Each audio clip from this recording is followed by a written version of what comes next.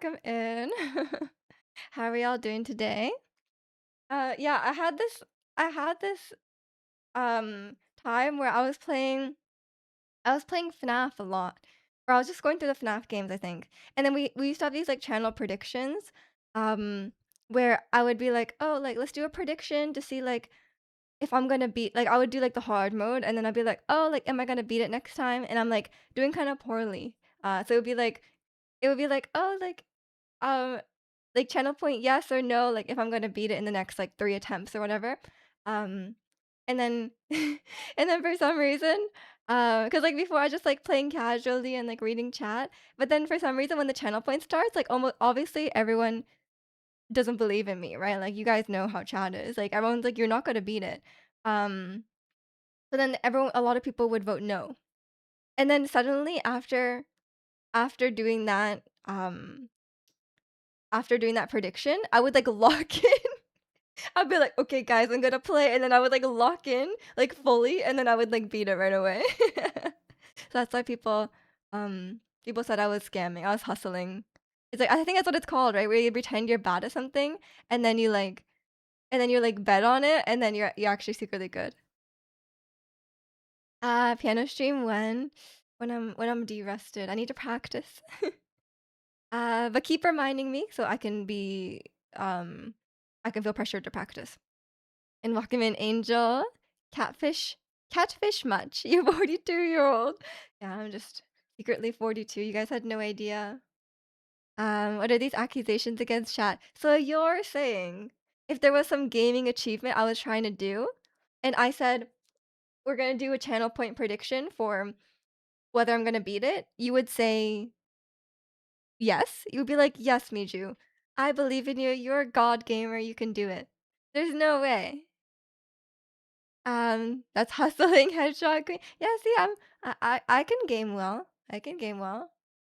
I think most of the time I'm just looking at chat. It's like what I was talking about yesterday with TFT. I'm like playing, I'm like watching YouTube on the side, and then like when I want to record something, when I want to record my game, I have to turn off YouTube because I don't want the audio in the clip. Um, but then I play really well. So maybe I just really need to lock in. Just like who knew like focusing on what you're doing makes you do it better. Are you a 42-year-old man? Yeah. It's a I'm a VTuber. I'm a VTuber. This is my VTubing avatar. And I'm secretly a 42-year-old white man. That's me. I'm from Nebraska. You know, like, that place in Nebraska. It's a really small town, so you probably haven't heard of it. So, it's tough. It's a 3D mask, like the VTuber she looks up to. Oh my god, yeah, my idol. My idol. I don't know if I think I mentioned this on stream a few times, but one time, or he yeah, please don't misgender me. Um No, I was when I was on Twitch, I just, like, logged in, and then on my front page was a live VTuber, which if you don't know what that is, it's someone with, like, a mascot head. And I was like, "That's a thing?" Like, I guess it makes sense, but I was so in shock. I just, like, was like, "Damn, I did not have any idea that this was a thing." I guess it's the internet. Everything exists. Not Arizona. No, sorry. Nebraska represent. Did I say Nebraska? Yeah, I said Nebraska. I should have known that Miju is from Nebraska. She won't stop yapping about corn. Is corn from? Yeah, sorry. Yeah, corn is the best vegetable. Um, Gotta have it with every meal. Wait, welcome in law. I should have picked a state I know more about. But to be fair, I don't know much about different states. I should have said Arizona because I've learned some Arizona knowledge by osmosis from Bear. I learned that Arizona does not do daylight savings. Weirdly, um, Arizona it gets quite hot. Um, you don't really need a jacket in the winter. It's like light jacket sort of vibe. Um, Also, my cousin's grandparents live in Arizona.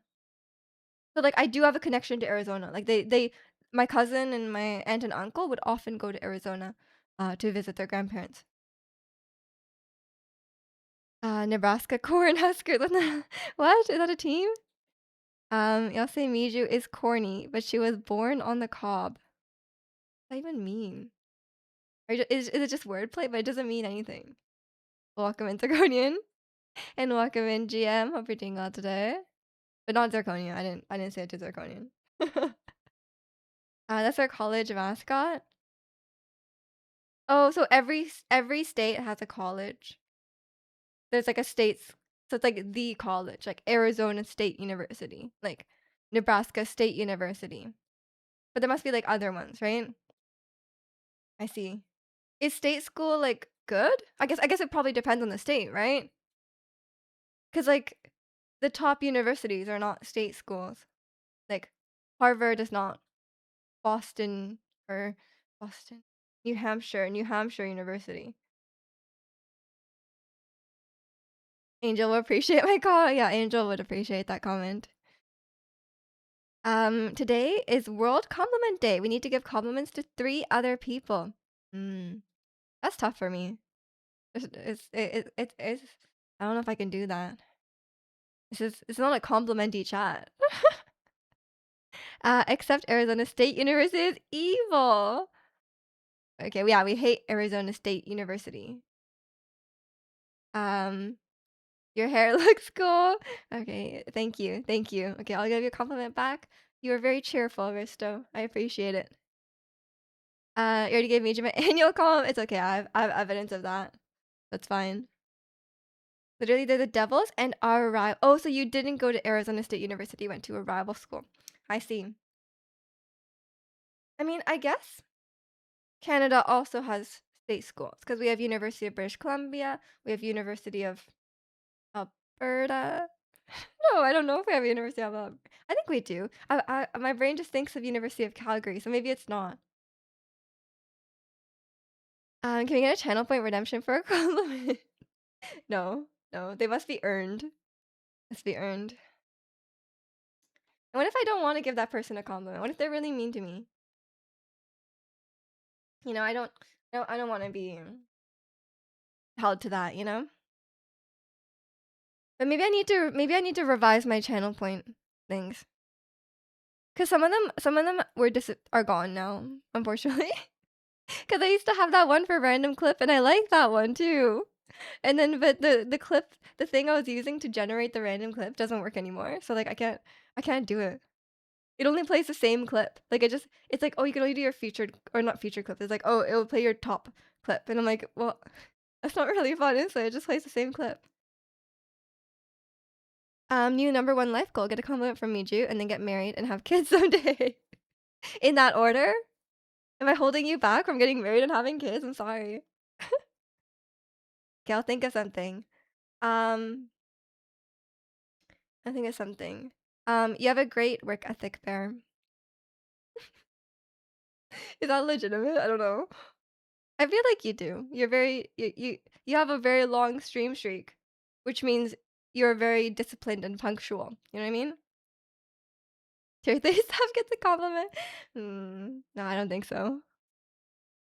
What is the best school in Canada? McGill. Welcome in red. Usually the top 2 universities is like yeah McGill or U of T, I believe usually, and UBC West Coast is usually like third or something. I'm not really sure. Do Canadian universities have rivals? College sports isn't really a thing here. I'm a graduate of the University of Oslo, but I'm not aware of any rivalries. I think here, yeah, sports are not as big as they are in American schools. Like, honestly, my school, I mean, my school definitely had sports teams, but it wasn't like a big thing. Like, I don't really, maybe I just wasn't in like the right group of people or something, but like, I really don't hear much about it, you know? Maybe just not good enough? I don't know. I have no idea. But, like, I think we don't have I think because Canada's so spread out, I think maybe that's why we don't have rivalries. And I think, yeah, in America, it seems like Everyone knows about the sports teams. I could not tell you what the what the mascot for my university was. You have a long stream streak is in no way a compliment. I'm saying because you have a long stream streak, that shows that, you know, you're, like, dedicated to attending every stream. Stream had a chance to get a tier 3 sub and just said, "No, I don't like to encourage tier 3 subs because I think it's really expensive." Like, if you can afford it, like, go for it. But I'm saying is it in no way, necessary or personally, I just don't think it's worth the money. Like, it's, like, way more expensive. It's, like, 30 I mean, at least in Canada, it's, like, $35 a month, and you got, like, 2 emotes. Or you got, like, 1 emote because like, tier 2 gives 1 and tier 3 gives another one. In the past couple of years, they changed the rules, and now there's a bunch of football and basketball players making millions playing college sport. That is crazy. I just think the sports industry is crazy.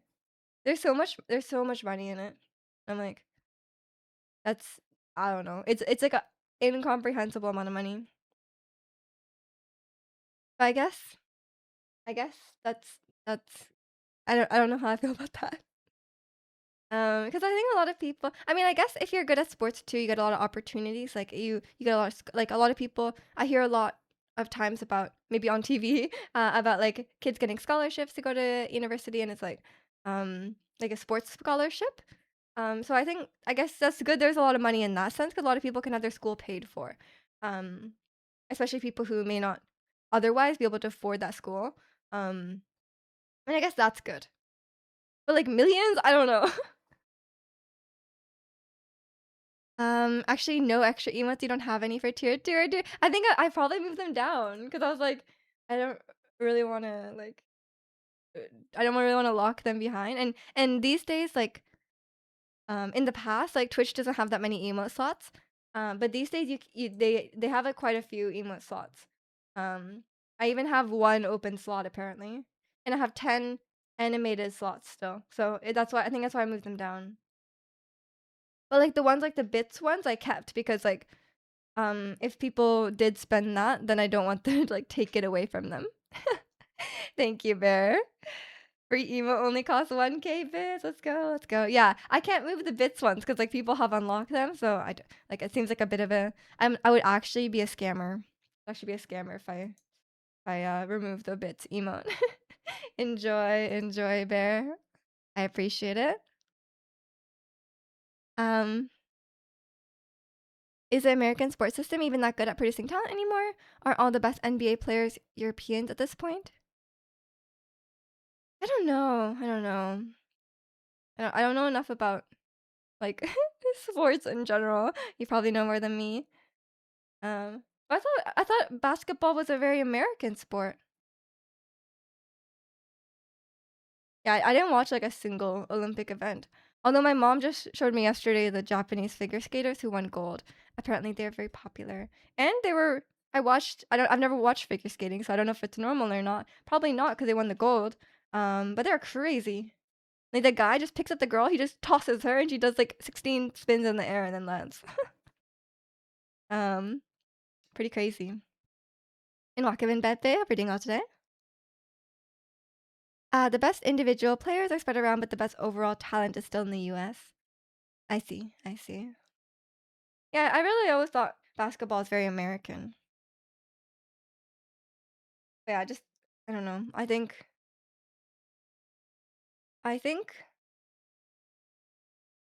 as someone who is not in it, so I cannot really speak to it that much, it just seems like yeah, there are good things, like I said, about, like, getting scholarships and people can get their school paid for, but I feel like those people, if they really are aiming for, like, NBA, they're probably not focused on their education.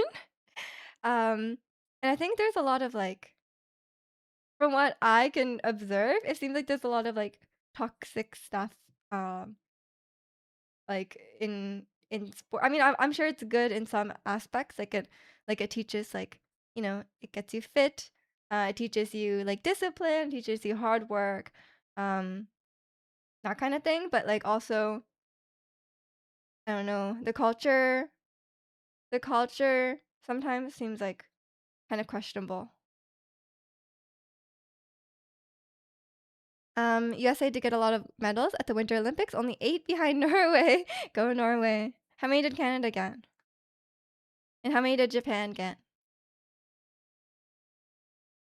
Basketball was created in the US by a Canadian. Wow, that's crazy. I know at least 5 basketball players, I would say. Michael Jordan, LeBron, Kobe, Steph Curry, and maybe only 4. Maybe only 4. Who would be the 5th one? Is there another really famous one? Um, I don't know. I have no idea actually. Okay, maybe only 4. Is there 2 Michael Jordans? Oh, Shaquille O'Neal. Yeah, okay, yeah, you're right, you're right. I do know that guy. I forgot about him, sorry. Sorry, I'm sure he's very disappointed in me. Um, and then I've been told by chat that Michael Jordan is a huge weeb. Norway got 41, USA 33, Japan 24, Canada 21, 5 gold. Damn, Norway sweeped. GG's Norway.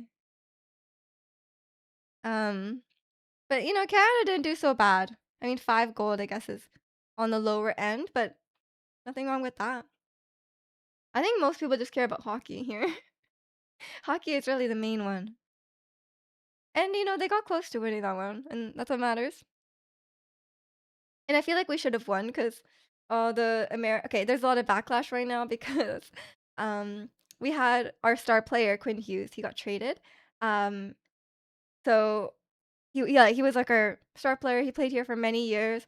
And then as soon as he leaves, he goes full I mean, he probably was MAGA before, but he full out in the open MAGA, like the whole like a lot of the team, they like got invited to the White House. Um, and they're all there posing in MAGA hats, and everyone's like, okay, like obviously Canadians are not a fan of that, especially people from Vancouver.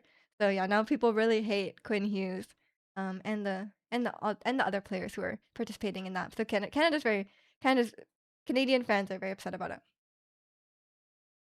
But you know, I think it was probably always the case that NHL players are probably very conservative, considering it's like a a sport for rich white men.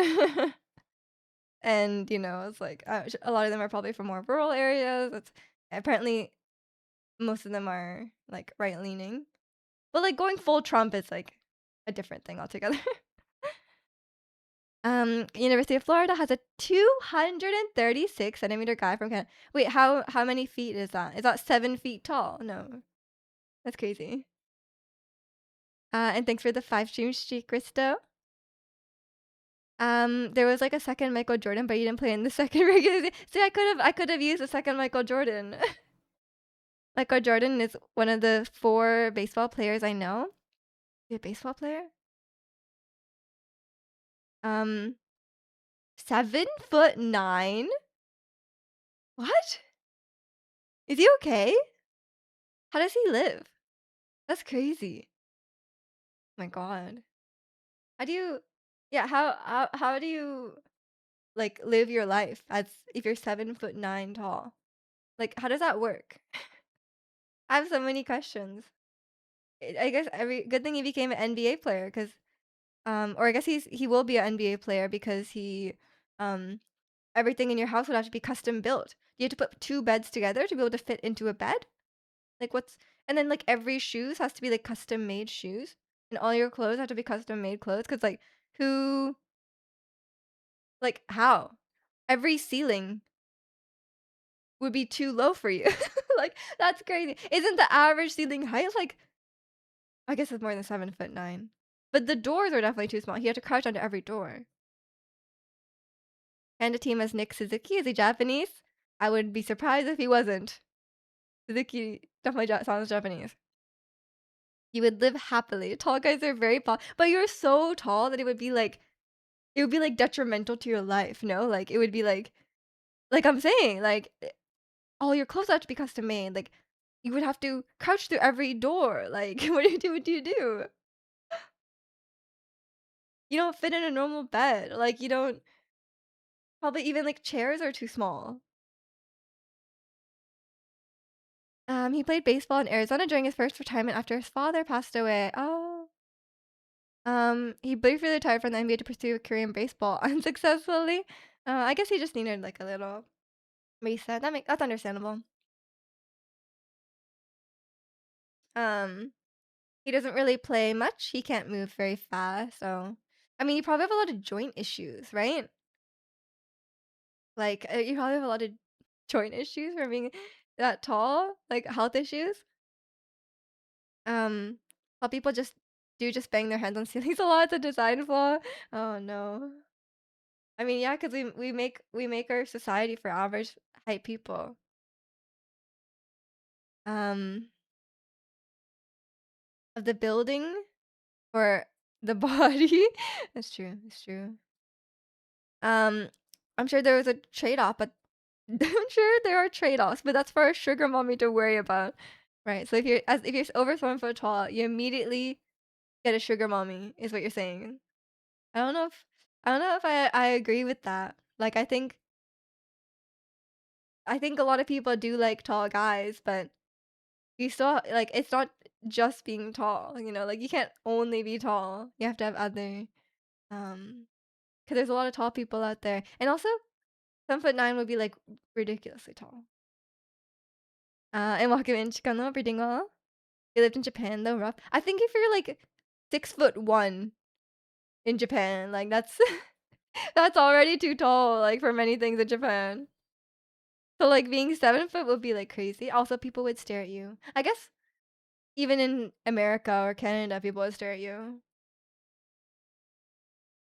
Um, Tall and shallow ideal. Yeah, just get a tall person. Um, maybe, the blood doesn't reach his brain very well. He spends his days taking pictures with everyone. People constantly ask him to take pictures because he's so tall. He must be one of the tallest people in the world, no? I didn't know people could be that tall. I think if you're over, like, 6'6", you have a much shorter life expectancy in general. Yeah, cause like, it's cause of your heart, right? Cause like, your heart has to pump so much your blood so far, right? Yeah. I think that's what it is. You're about the same height and build as Leon, I'd say? You're the same build as Leon? Isn't that guy, like isn't that guy, like, super, super jacked? Are you sure? Um, height I don't know how tall Leon is. Says the guy who's always like, "I'm working on my six-pack of beer." In the meantime, me, and my heart's operating at peak efficiency. I mean, probably not mine because you guys know how my cardio is, but maybe it balances out. Maybe it balances out, like, because my heart has less far to pump. Yeah, I think you do more cardio than me. Your health is probably better than mine. What was I gonna say? I have something to say. Oh, yeah, when I was watching the figure skating, that girl, the Japanese figure skating pair, the girl was so tiny. And then I looked her up, she's 4'9", which I guess if you're being like thrown by your partner, that's probably like optimal. All I know is I want a Porsche SUV now. Wait, why? I do see those around. They look really fancy. Why do you want a Porsche? Why do you want a Porsche? One, and two, why do you want an SUV? Two valid questions. Oh, Leon has one. Well, he's fancy. I guess he gets well paid from Whisker or whatever his name is. I think being small is probably an advantage in general in figure skating. Yeah, her partner is like a foot taller than her. I think he's still like a normal height. Like he's like 5'9", which is like which is like a normal height. She's just really small. I think the guys probably want to be little on the larger. I don't think they want to be like huge, but I think they want to be like decently sized because I think they have to be really strong. He was lifting her a lot. Um, Mija's optimal throwing height. No, she's way shorter than me, man. She's 4'9", and she was tiny. Like she's probably really muscular, um, but she could not have been more than like 80 pounds. Like she's tiny, but very very talented. Black on black, and he wears all black. Nice. Leon is your role model. I see. Wait, is Ada in the game? No one answered my question. Is Ada in the game? Because like Leon is cool and all, but I love Ada. Is she there? Is she alive? Is she okay? You don't. Oh, okay, you're not far enough. Maybe Gwen will know. I think Gwen must be done the game by now. I feel like she's been playing a lot, but we'll see. And then I'll get my. I think she already finished it, right? Because we asked for the review, and she said like, "Oh, wait for more people to finish it."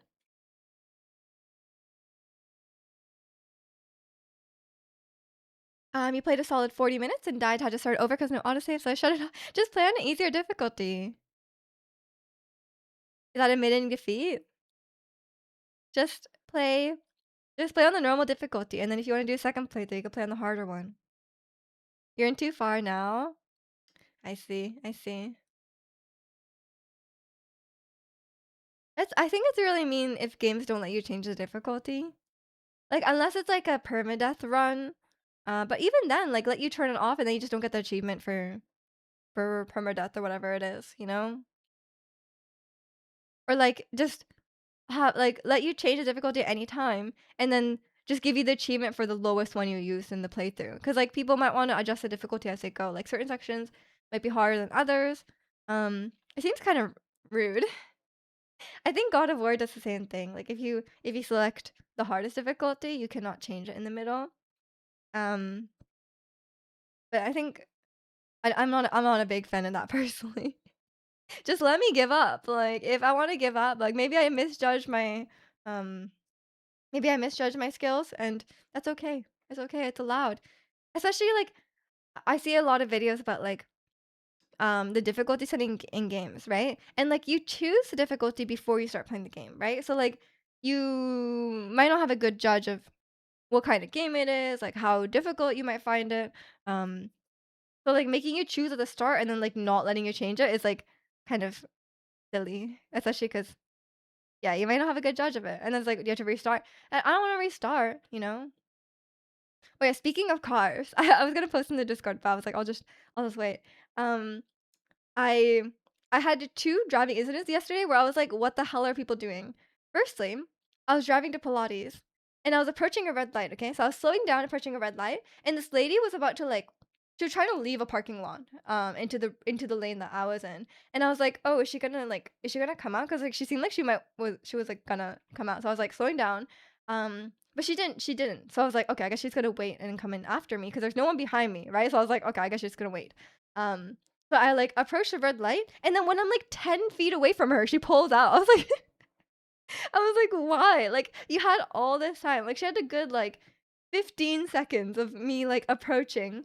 She could have pulled out before then, and it would have been fine. But she pulled out right in front of me to the point where I had to like slam on the brakes. I wasn't going that fast, but like still, I just slammed on the brakes. I was like, "What's your problem?" And then she like waved at me. She's like, "Thanks for letting me in." I was like, "Are you sure?" So I guess she just like um really misjudged the distance, but she misjudged it bad. Like it was broad daylight too. So yeah, I was annoyed by that. I was like, thanks, thanks, lady. Um, and then when I was coming home from my mom's house, there's a four-way stop of stop signs. And then I approach the four-way stop as you do, and I stop at the four-way stop as you do. Someone arrives before me. They don't stop. And I was like, I guess that's fine because they arrived before me. Um, so not a problem, not a problem. They should stop, but whatever. And then I had stopped, and then I'm going, and then someone's coming from the other side, and I was like, well, it's a four-way stop, and I clearly was there first. So surely they will stop. They don't stop. And they're like almost hit me. And I was like, bro, I'm going so slow. Like I was already in the intersection. I was already turning. This guy doesn't stop. Are people like I don't know what's going on today. Like yesterday, I guess. Are people like super drunk? Or just are they just like is it like it was Saturday night, I guess? Like I don't know. They just turned off their brains. I'm very very annoyed by Vancouver drivers. I feel like okay, I feel like everyone says this about every city, but like I feel like Vancouver drivers are like actual like they're stupid. Like I don't know what to tell you. Like it's not even like people are like there's not that many people driving like super recklessly, but some people are just like make nonsensical road decisions, and I'm just like I cannot trust anyone. You're one of I know I'm one of them, but I can say for sure that I definitely stop at the four-way stop. I was like, there's no reason for this guy not to stop. Like, was he trying to like beat me to like like I don't get it. I would say about 10% of drivers do not stop at the stop sign. I'm like and okay, and there's some stop signs like sometimes there's like ones at like a parking lot and I know no one stops there. It's super annoying. I'm like, do they not see it? Like, do they just not care? Like, there's other people there. You have to stop. But whatever. It's fine. At least I was I was driving very slow, so um and they lived in my building too, because they like it was like right by my building, so um they ended up like coming into the parkade with me. I was like, oh, not this guy. For how much rain we get here, people sure act like it's brand new. Yeah, people drive like maniacs. Yeah, I guess I shouldn't have said people don't drive recklessly because people do, especially when it's raining. People drive like so crazy in the rain. Cause like there's sometimes where it's raining so bad that like you can barely see in front of you, and then like so you're like driving on the highway like maybe a little slower than usual, and then there's people just like getting really mad. They're like, I need to go, I need to pass you.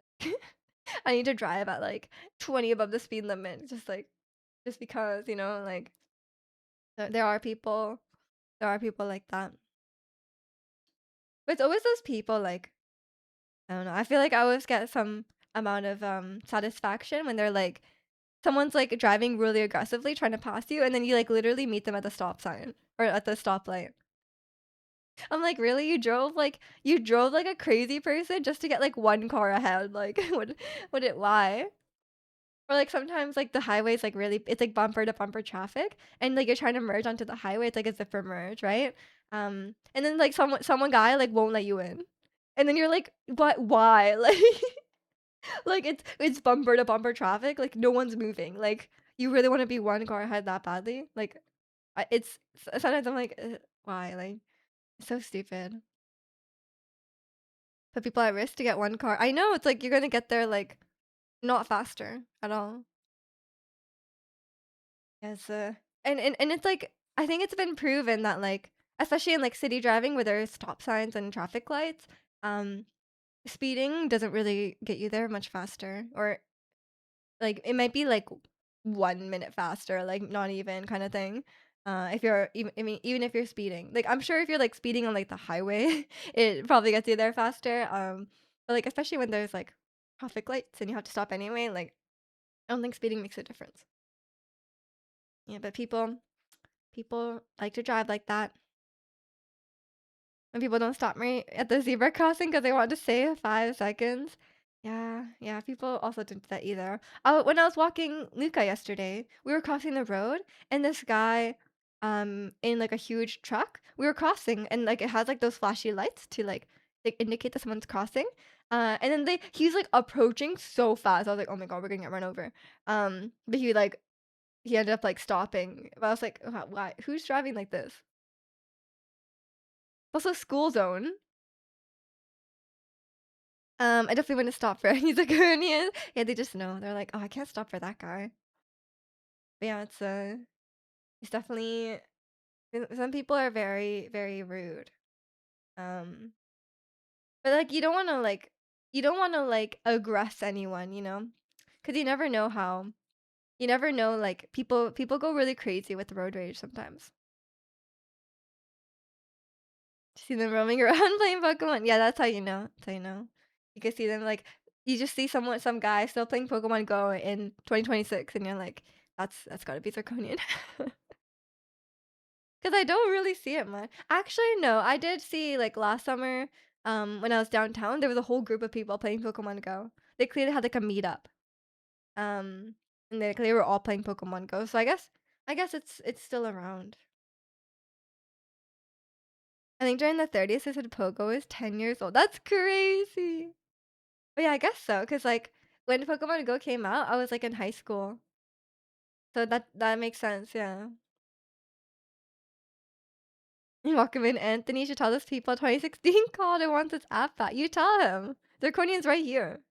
A resident Pokemon Go player. Um, yeah, it is still around. It is still around. Although I think a lot of people are people playing Pokemon TCG Pocket still? I mean, I know Mr. Bug is because he's been posting his cards. But I feel like a lot of people were playing it for a while, including me. But then I feel like people haven't played it, or at least not been sharing it. Still better than Genshin? No, no way, man. Genshin? I mean, I feel like they're like entirely different games, but I'm a Genshin stan to the end. Um, TCG tourney. No, no, no, not like actual TCG. Like the app TCG Pocket that everyone's like sharing the screenshots of like getting like the cards on the app. Because like obviously Pokemon cards are still around, and they will be, I think, for a very long time. I think as long as Pokemon is popular, Pokemon cards will still be around. Yeah, the digital one, which I think like it's free. The digital one is free, and you don't have like cluttered cards everywhere, I guess. I sure Pogo is good still. Your friend plays it still too, and of course I make fun of him a bit, but yeah. Yeah, I mean, there's nothing wrong with it. Gets you out too, just more than I can say. I'm just sitting at home playing TFT. But I told you guys I was gonna start playing Enjoy, so I can actually use my computer to its full capabilities. I'm gonna play Enjoy and I'm gonna max out the settings. I wonder if I can max out the settings. It's like, oh my god, you guys are never gonna let me live. I didn't get a coach, okay? But I might. I still stand by it. I don't see an issue here. Wait, where is my? Not the library. It's how do I go the wish list? What is the highest specs of Enjoy? The maximum. Stinky Mijo is. I wonder. I guess you probably can be stinky, right? Where's the thing? Oh, here. Recommended Windows 11. Okay, I have Windows 11. AMD Ryzen 7 7800 X3D. Well, I have a Ryzen 9, so that's good. 16 gigs of RAM. NVIDIA 3070. NVIDIA's 3070. And I have a 5070. So I can max it out. I can max it out. That's good. I guess I will see how it looks. Um, yeah, maybe I will get a coach. I don't know what they'll teach me, but maybe a interior decorating coach. I don't know. But I heard people are saying like the gameplay is still not the best. But you guys know I hate gameplay. Who needs that? I'm just here to decorate homes and build houses and decorate them. Yeah. So I think that's all I need. But we'll see. We'll see. I mean, I don't know if I'll stream it. I don't know if I can max. I probably can't max it out and stream it. Miju hates gameplay and still Metal Gear Solid 3 was too much for her. That was too much gameplay. Oh my god. I was annoyed by that. Um, and it was like, well, I can't remember what was the point? My breaking point was that fight. The ghost. The sorrow. That was my breaking point. That was terrible. Decorating homes as a game would be sick. That's literally what The Sims is. And Inzoi. Um, I hate gameplay in my game. Yeah, right? Who wants gameplay in games? Climbing a it's ladder with a D. You okay? You okay, Chico? Ladder. Um, but yeah, the I like the ladder scene. It was nice. I like atmosphere. I like atmospheric, like, I like the vibes, you know? Like, I think games really I mean, I guess movies can do it too. But, like, in gameplay, it's just very immersive, you know what I mean? Welcome back, Maestro. You definitely gamer rage at the ghost, but I could tell you're on the ropes already during the tutorial. It's true. I think also, like, I cannot judge the gameplay, like, too harshly because I know I didn't interact with much of the gameplay. Like, I definitely didn't interact with the stealth stuff. I was just dressing him up however I wanted, but I know there was like the -10% or something like I don't know, like the camouflage meter, which I did not do at all. I was I kind of I thought the stealth was like too hard. They kept seeing me, so I kind of just played it as an action game, but like I think I get tired of action after a while. On the hardest difficulty, you game over if the guards spot you. Yeah, that's tough for me. Um, cause like I do like cause I thought I would like a lot of the stealth aspects, but I think it was like one, the game doesn't explain a lot of things to you, um, and two, I think I just like didn't really understand how it worked because the only stealth game I played is like The Last of Us, and I like The Last of Us 2 gameplay a lot, like the stealth, um, and stuff like that, but it's very I think it's a lot more forgiving in that game because like, 1, there's, like, the tall grass, and the tall grass is, like, your safe spot, like, they cannot see you in the tall grass, or I mean, they can if they're, like, right next to you, but, like, you can, like, hide there and you can, like, plan out your moves, um, you can watch, like, the patterns of the enemies and you can, like, mark them and, um, you can kind of, like you have a lot of tools, which I'm guessing Solid Snake does too, but, um they didn't their tutorial is not good, so I didn't really understand what tools I could use, aside from the tranquilizer gun. Cause then in The Last of Us, like, you can put down, like, little bombs, you can put down, like you can, like, craft all these, um, gadgets and little weapons to, like, help you. But yeah, I do really like the stealth gameplay in that, so who knows? Maybe it's just, like maybe it was too complex for me and I just couldn't my small brain couldn't wrap my head around it. Um, but it really did lean into the action a lot, so I thought maybe I was doing the right thing. Like, why would they give you a RPG in a stealth game? Like like, why give me a RPG if I'm not meant to use it? And why give me, like, 10 million grenades if I'm not supposed to use it? So, I don't really get it. They kept and then chat never told me, like, I had my weapons the whole time.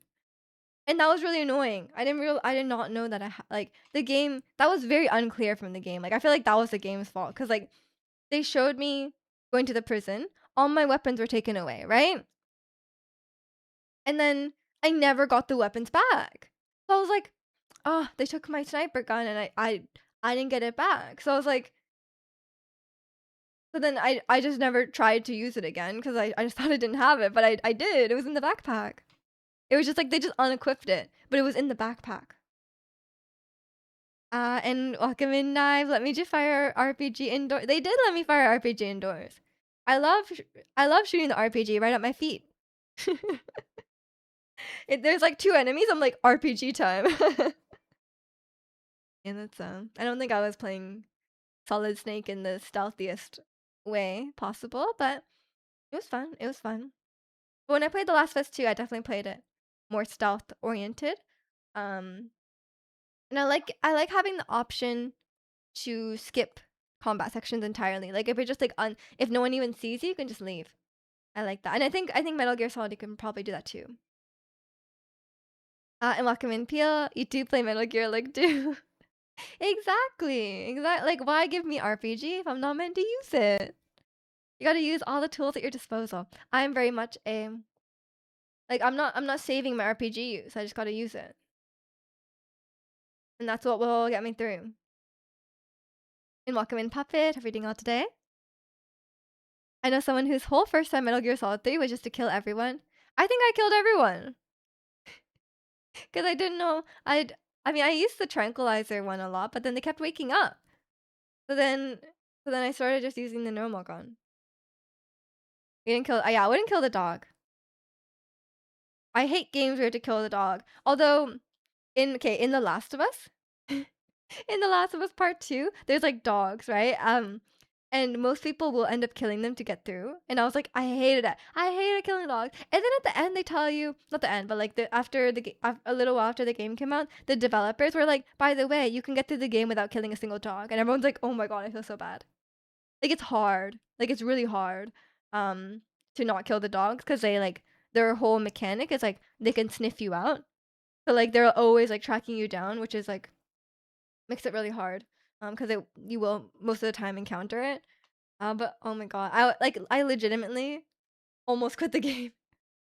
Like I legitimately almost quit the game. Like when I reached that part, and I was like, oh my god, I have to kill the dog. Like I was like, should I quit now? I was like, it's okay, you know, I don't, but I want to continue the game, but like, should I quit? Like I was genuinely like did not want to do that. But just like everything else, after you do it a few times, it kind of you kind of desensitized to it, which is not great. But like if you have to kill them like melee, it's like it's too much. But like Last of Us is like that, you know? Like Last of Us Part 2. They just want you to feel miserable and feel bad for everything. But like I guess I guess it did its job. Even when you kill the humans, you feel bad. You're happy to play Resident Evil 9 Requiem, especially when Hunk it's inside the game. I don't know what that is, but I'm glad you're enjoying Requiem. Skill issue. It really was a skill issue, but it's so hard not to kill the dogs. Because yeah, like I said, they do track you down. You and the dog were both looking for Snake. Yeah. That dog was my friend. Luckily in in Metal Gear Solid, like not killing the dog was fine. Yeah, I think with Metal Gear Solid, I didn't mind the gameplay, but there was just some parts like some of the boss fights were like yeah, like mainly the sorrow. The sorrow. That was really annoying. And there was many points in the game where like I couldn't proceed and I like really didn't know what to do. Like I was like and like the game doesn't really like give you any hints or anything like that. Like I think it was a dog section where it's like you had to bring the guy to the door or something like that. And like I just like I really did not understand like how to proceed from there. There was multiple like and like the prison section was like how the hell was I supposed to know like to do that, right? Like that makes no sense. And even once the coordinator told me what to do, it still made no sense. I was like, why would calling this radio open the door? One. And two, why would they let me keep my radio if the door's open via radio? Like why did they take my stuff away? Like I don't get it. I don't get it. Like none of that was like didn't really make sense from like a logical standpoint. So I don't think I would have ever made it out. Hunk is a Chuck Norris of the entire franchise. It's not that guy. Um, what's his name? The Russian guy. The jumping guy. What was the jumping guy's name? I forgot his name. That guy. He was very strong. Krauser, yeah, that guy. He has a crazy vertical leap. And he loves fighting with the knife. The Sora was major, major Metal Gear Solid's gym requirements were major. Yeah, it really was. I mean, I think yeah, that was really my breaking point. That was really my breaking point. He could definitely dunk a basketball. He could jump onto the basketball hoop. You know, like feet first. His jump was crazy. Yeah, I already gave my yap view, as Angel says, about Metal Gear Solid. I have my ups and downs, but I think overall it was more on the negative side. Like it was like there was things I liked, but in general, I would say like would I play it again? No. But I'm glad I tried it. I'm glad I tried it. And it was also just not what I was expecting at all. Like I thought the game would be a lot more serious, but it was entirely unserious. Cause like the way people talk about it, they're like, "Oh, it's like a really serious war thing." But I'm like, "There's a guy who turns into bees." Like, what do you mean? Like, it's crazy. So it's like I I think it was just I think it was silly. But I like the silliness because I think the silliness keeps me more engaged. But I think I don't know. People are very intense about Metal Gear Solid, and I think my overall thoughts on the story was like I think it likely, from what I understand, it paved the way of like narratives in video games at the time. At the time, it was like groundbreaking to have this kind of narrative in a video game. But now there a lot of games have like really strong narratives and are much better written. Are much better written overall than that. But I think it's understandable that it paved the way, but whenever people are saying like, "Oh, it has the best narrative of any video game ever," I just think they haven't played that many video games. You know what I mean? I'm like, "Okay, well, maybe you're comparing it to, like, the Halo campaign story." Like, I don't know. Um, all Kojima games are ultimately wild. Yeah, it was pretty wild. I can't deny that. You don't think Bee Guy and Tree Frog Guy could be real dudes? I mean, I think, yeah, in the Cold War, that's what they don't tell you, you know? About Bee Man. I like to commend Metal Gear Solid on its gay representations, making Ocelot really ahead of its time. True, true. Can't imagine the backlash they must have gotten, considering in 2013 when The Last of Us came out, people were really upset. People were still very homophobic at that time, and they still are now. They definitely had a bromance. Absolutely. And then it had full on romance. I don't know what you're saying. Ocelot meowing was truly a pinnacle gaming experience. I know there was definitely some very memorable moments. I will say number one, the fight scene at the end with with Ocelot and the snake, and they were like, I don't know what they were doing. They were doing something, and it was peak peak of the story. That was crazy. Number two, yeah, with the meowing. The meowing was great. Oh, I think all my top three are Ocelot moments, honestly. Actually, no. The third one is like that guy, the Lightning Man, when he was like he just like grabbed Snake's balls. Like I was like that. I mean, I don't know if that was memorable in a good or bad way, but that definitely really took me off guard. Like it was just like that was like the most bizarre moment I would say. And then also just B Man in general. I think B Man was just like a very memorable moment. He definitely has a cat ear headset. Yeah, he does. He does. He was Ocelot. I liked Ocelot a lot. He was great. But it's I would say those. I can't remember anything else now. Like I mean, but like in terms of non-ridiculous moments, definitely the scene with the boss at the end too was really nice. I think it was very cinematic, and it was aside from her like unzipping her clothes, which was very funny because I was like we were in the middle of the scene, and Istat came in and he was like, "Oh, like I can't believe she has her jacket zipped up." And I was like, "Oh no, that's the other girl. Like that's you're thinking of Eva. This is the boss. Like this is a different character." And they do look really similar, which is another complaint I have. But I said that, and then she immediately unzips her jacket. I was like, "Oh, not you too, boss," which is crazy. Also, the line saying like, "Oh, she was like my mother, but also my lover." what is that line? I was, like, honestly, like, losing my mind at that line, like, I cannot I was just joking the whole time about, like, "Oh, like, she's her mom," even though it seemed like they had some romantic history. It was really giving me mom vibes, and I was correct. I was absolutely correct. How would you rank the Cobras? Is that the X-Men people? I would put, yeah, B-Man number 1, like, by far, yeah, like, easily. Um, he's just he's just fun, like, I don't know what to say, he was cool. Um, and number 2 would be I don't even know if I remember them all, honestly. Number 2 would probably be the guy in the trees, just 'cause he eats the food that you drop, and I think that's really funny. Um, and then honestly, I hated the other ones. I did not like the end fight.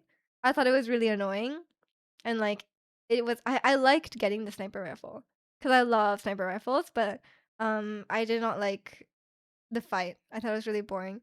And then also, you guys and then we don't even need to talk about the Sorrow, like, I hated that, like, with a passion, like, with a very strong passion. Once I suggested he use a revolver, he based his whole personality off that gun and really good on one.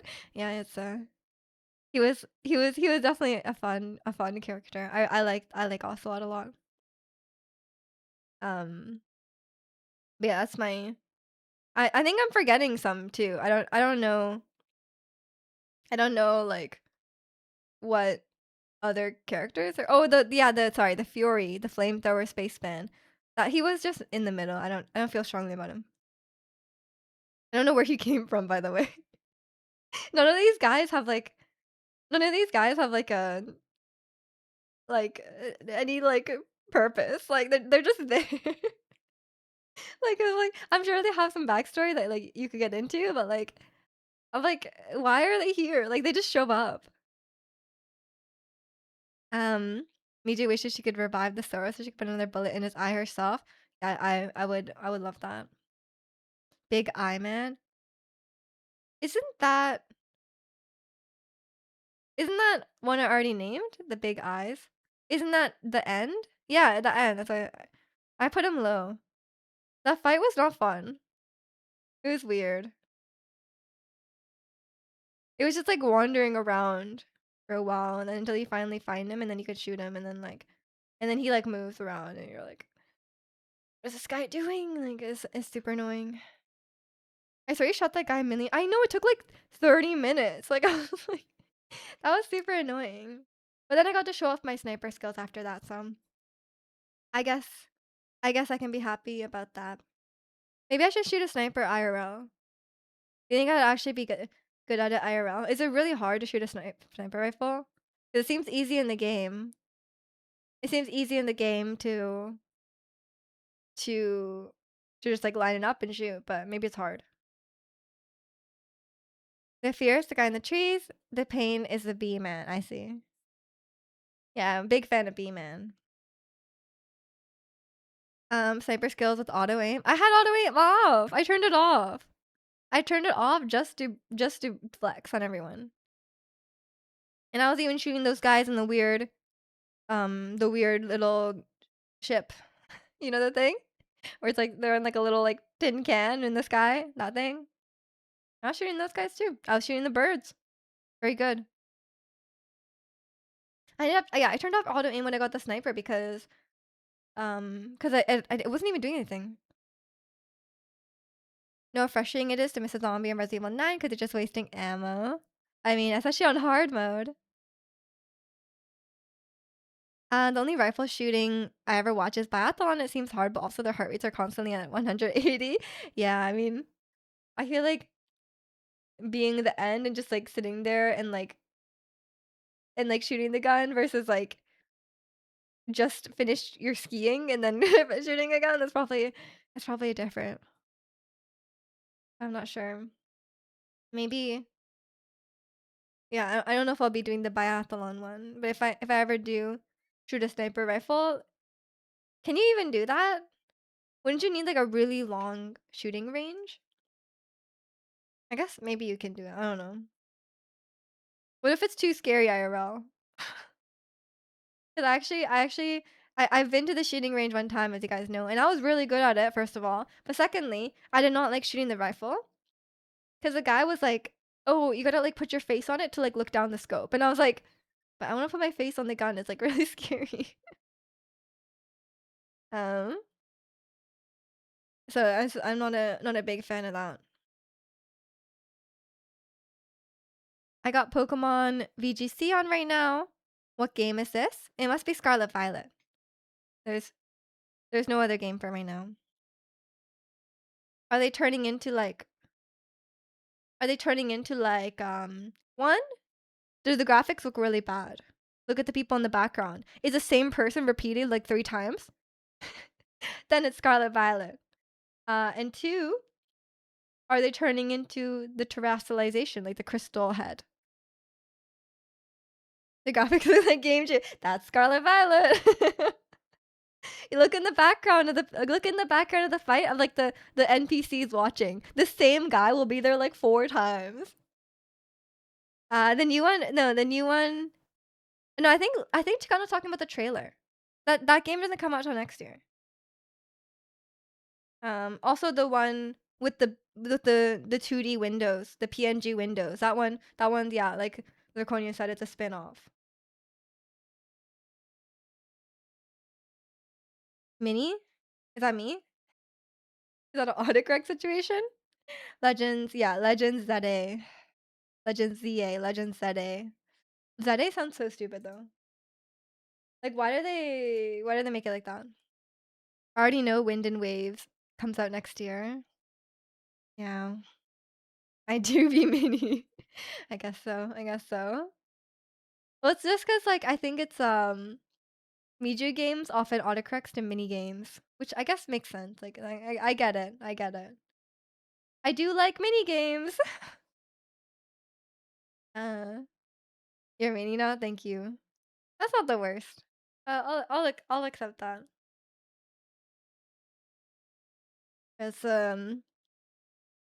I don't think I'll play the new Pokemon game. Like even if it's like really good, or even if it's like okay, I just I have such I have no faith. I have no faith in the Pokemon company. I think like or in Game Freak, because like I think even if the game's like pretty good, that like I have no goodwill anymore, unless it's like unless it's like a masterpiece, which like I have like no hope that it's gonna be a masterpiece. Like, I'm, like, really, like, I think like, the chance of it being, like, amazing 10 out of 10 game, for me, I'm at, like, 2%, like, 2% chance of it being, like, an incredible game. Like, it's like, "Oh, this is, like, the Elden Ring of Pokemon," you know? Like, I feel like the chance of that is so small. Everyone going nuts over the Fire-type Pomeranian coming in at Gen 10. Yeah, the Pomeranian does look cute. I love someone in my Discord was like, "Let's hope it doesn't become bipedal like, what's its name? Spiggerito or whatever." You had a clean 0 belief? I'm giving a little bit of benefit of the doubt. 'Cause the trailer looks a lot better than I mean, low bar to look better than GameCube graphics, but, like, it does look a lot better. So you're saying there's a chance? I'm saying, yeah, there. I will be. This is my version of being optimistic about Pokemon. 2% chance. And I would say, judging by how the graphics look now, I would say there's about a 20% chance of the game being like decent, like not like a complete disappointment. You know what I mean? I bet it's coming in 2027 because they're also waiting for some GTA 6 hype to die down a little. I have a feeling that's not a consideration for Pokemon. Like that doesn't seem like the same market of people. I don't know. Um, the Duolingo Owl Starter is basically just a new Rowlet, the Gecko Water type. It's them running back Sobble, but we never had a Pomeranian. People love dogs. GTA might not be. I don't know that true. People just keep delaying their games, but then they like people just delay their games, but they GTA also gets delayed. Coming this holiday, yeah, and they said May. before, and then now they're saying November. But yeah, I feel like Pokemon probably is not like also Pokemon, I don't think they would change their timelines. Um this is a big issue with Pokemon, right? Like they wouldn't change their timelines for the game um because of GTA because their timelines are determined by like the anime and the merchandise and all that stuff, right? Um so they don't really like the game is not really an like a important part of the puzzle for them. It's like, okay, the game comes first just because the game includes the new Pokemon, but really, like, the game is like 5% of the revenue, right? It's like like the anime and like the merchandise is like 95% of the revenue, you know? So I think um I don't think they care that much about the games, which is I think which is the issue, right? Like they don't care much about the games and um they don't give them a lot of time because it's like, okay, we need to release at this schedule so we can release more. We can sell these Pomeranian plushies, you know? Because like I'm sure just the sales of that Pomeranian plushie will be like more than the sales of the game, like ever, you know? So it's like that's just how it is. A lot of franchises are like that, but you would think, you know, I feel like the base thing has to be good to be able to like sell all of that, but apparently not. Apparently not. And yeah, Pokemon defenders are like Pokemon defenders are like a whole type of person, you know, like the Pokemon defenders go really hard and they're a little crazy about it. Cuz like I personally think there's no defending Scarlet Violet, right? Like Zirconia is definitely not one. Says the guy who said 0% belief that it will be a masterpiece. Um but it's like I don't mind if people enjoy Scarlet Violet. Like I'm sure there's fun to be had. Like I understand that. But like you cannot defend the quality of the game. Like at all. Like especially on release. Like you cannot defend the quality of the game and justify them like releasing the game in that state and um you know, at that price point like for what you get, it's a little bit ridiculous. And I think it's like objectively you know, objectively low quality. Like it's like I feel like anyone can see that, but um, people are people are very blinded, or maybe just like they're in so deep, or like people consider it like a part of their identity to be a Pokemon fan. So like they feel like they have to like justify and they have to like defend themselves, but it's like it's really not. It's not like a personal thing, right? It's just like the game. But that happens a lot with many things.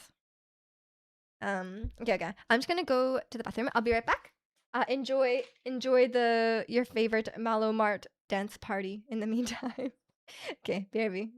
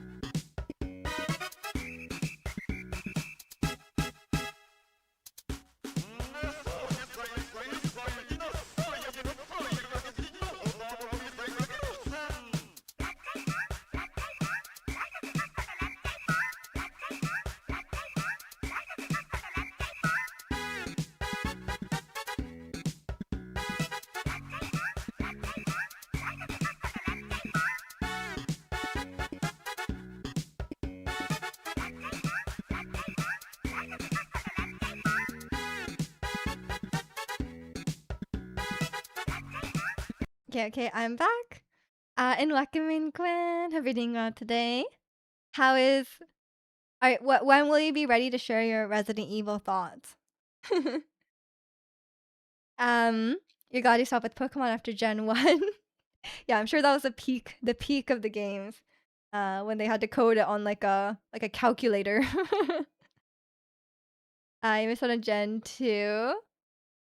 I don't know what people consider the best Pokemon game. I cannot play. I guess people really like Diamond and Pearl Gen 4. You'll start writing my Yap review for you. Let's go. But overall, you liked it? Like, thumbs up, thumbs down, good? People always consider the gen they first played to be the peak. Yeah, Pokemon is a very nostalgia-driven franchise, which is nothing wrong with that. It's hard to get an objective opinion. It's the same thing that I was sharing with that video about RPGs, right? Like, I think a lot of people a lot of people like grew up playing RPGs and they just kind of accept like, okay, this is how RPGs are and this is how the game is structured and this is how these things happen.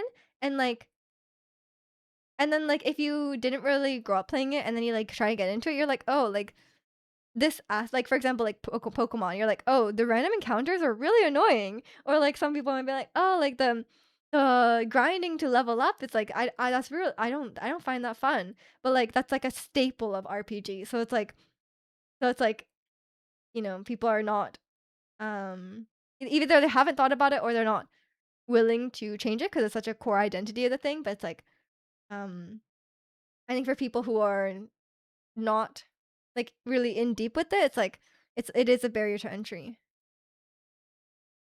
You really enjoyed. I'm glad. But for people who don't like turn-based JRPGs but like Pokemon, I think okay. So the video I watched that I shared on Discord about the guy who doesn't like RPGs, he doesn't like turn-based ones. I only watched a few sections because I haven't played that many RPGs myself because I'm also an RPG hater. Um, in general, but he did end up enjoying a lot of the ones that he played. Um, while like he doesn't like random encounters, um, he's still able to like I think a lot of games like do something new with the formula. Um, he ended up liking Metaphor. He said he found the combat to be quite enjoyable. Um,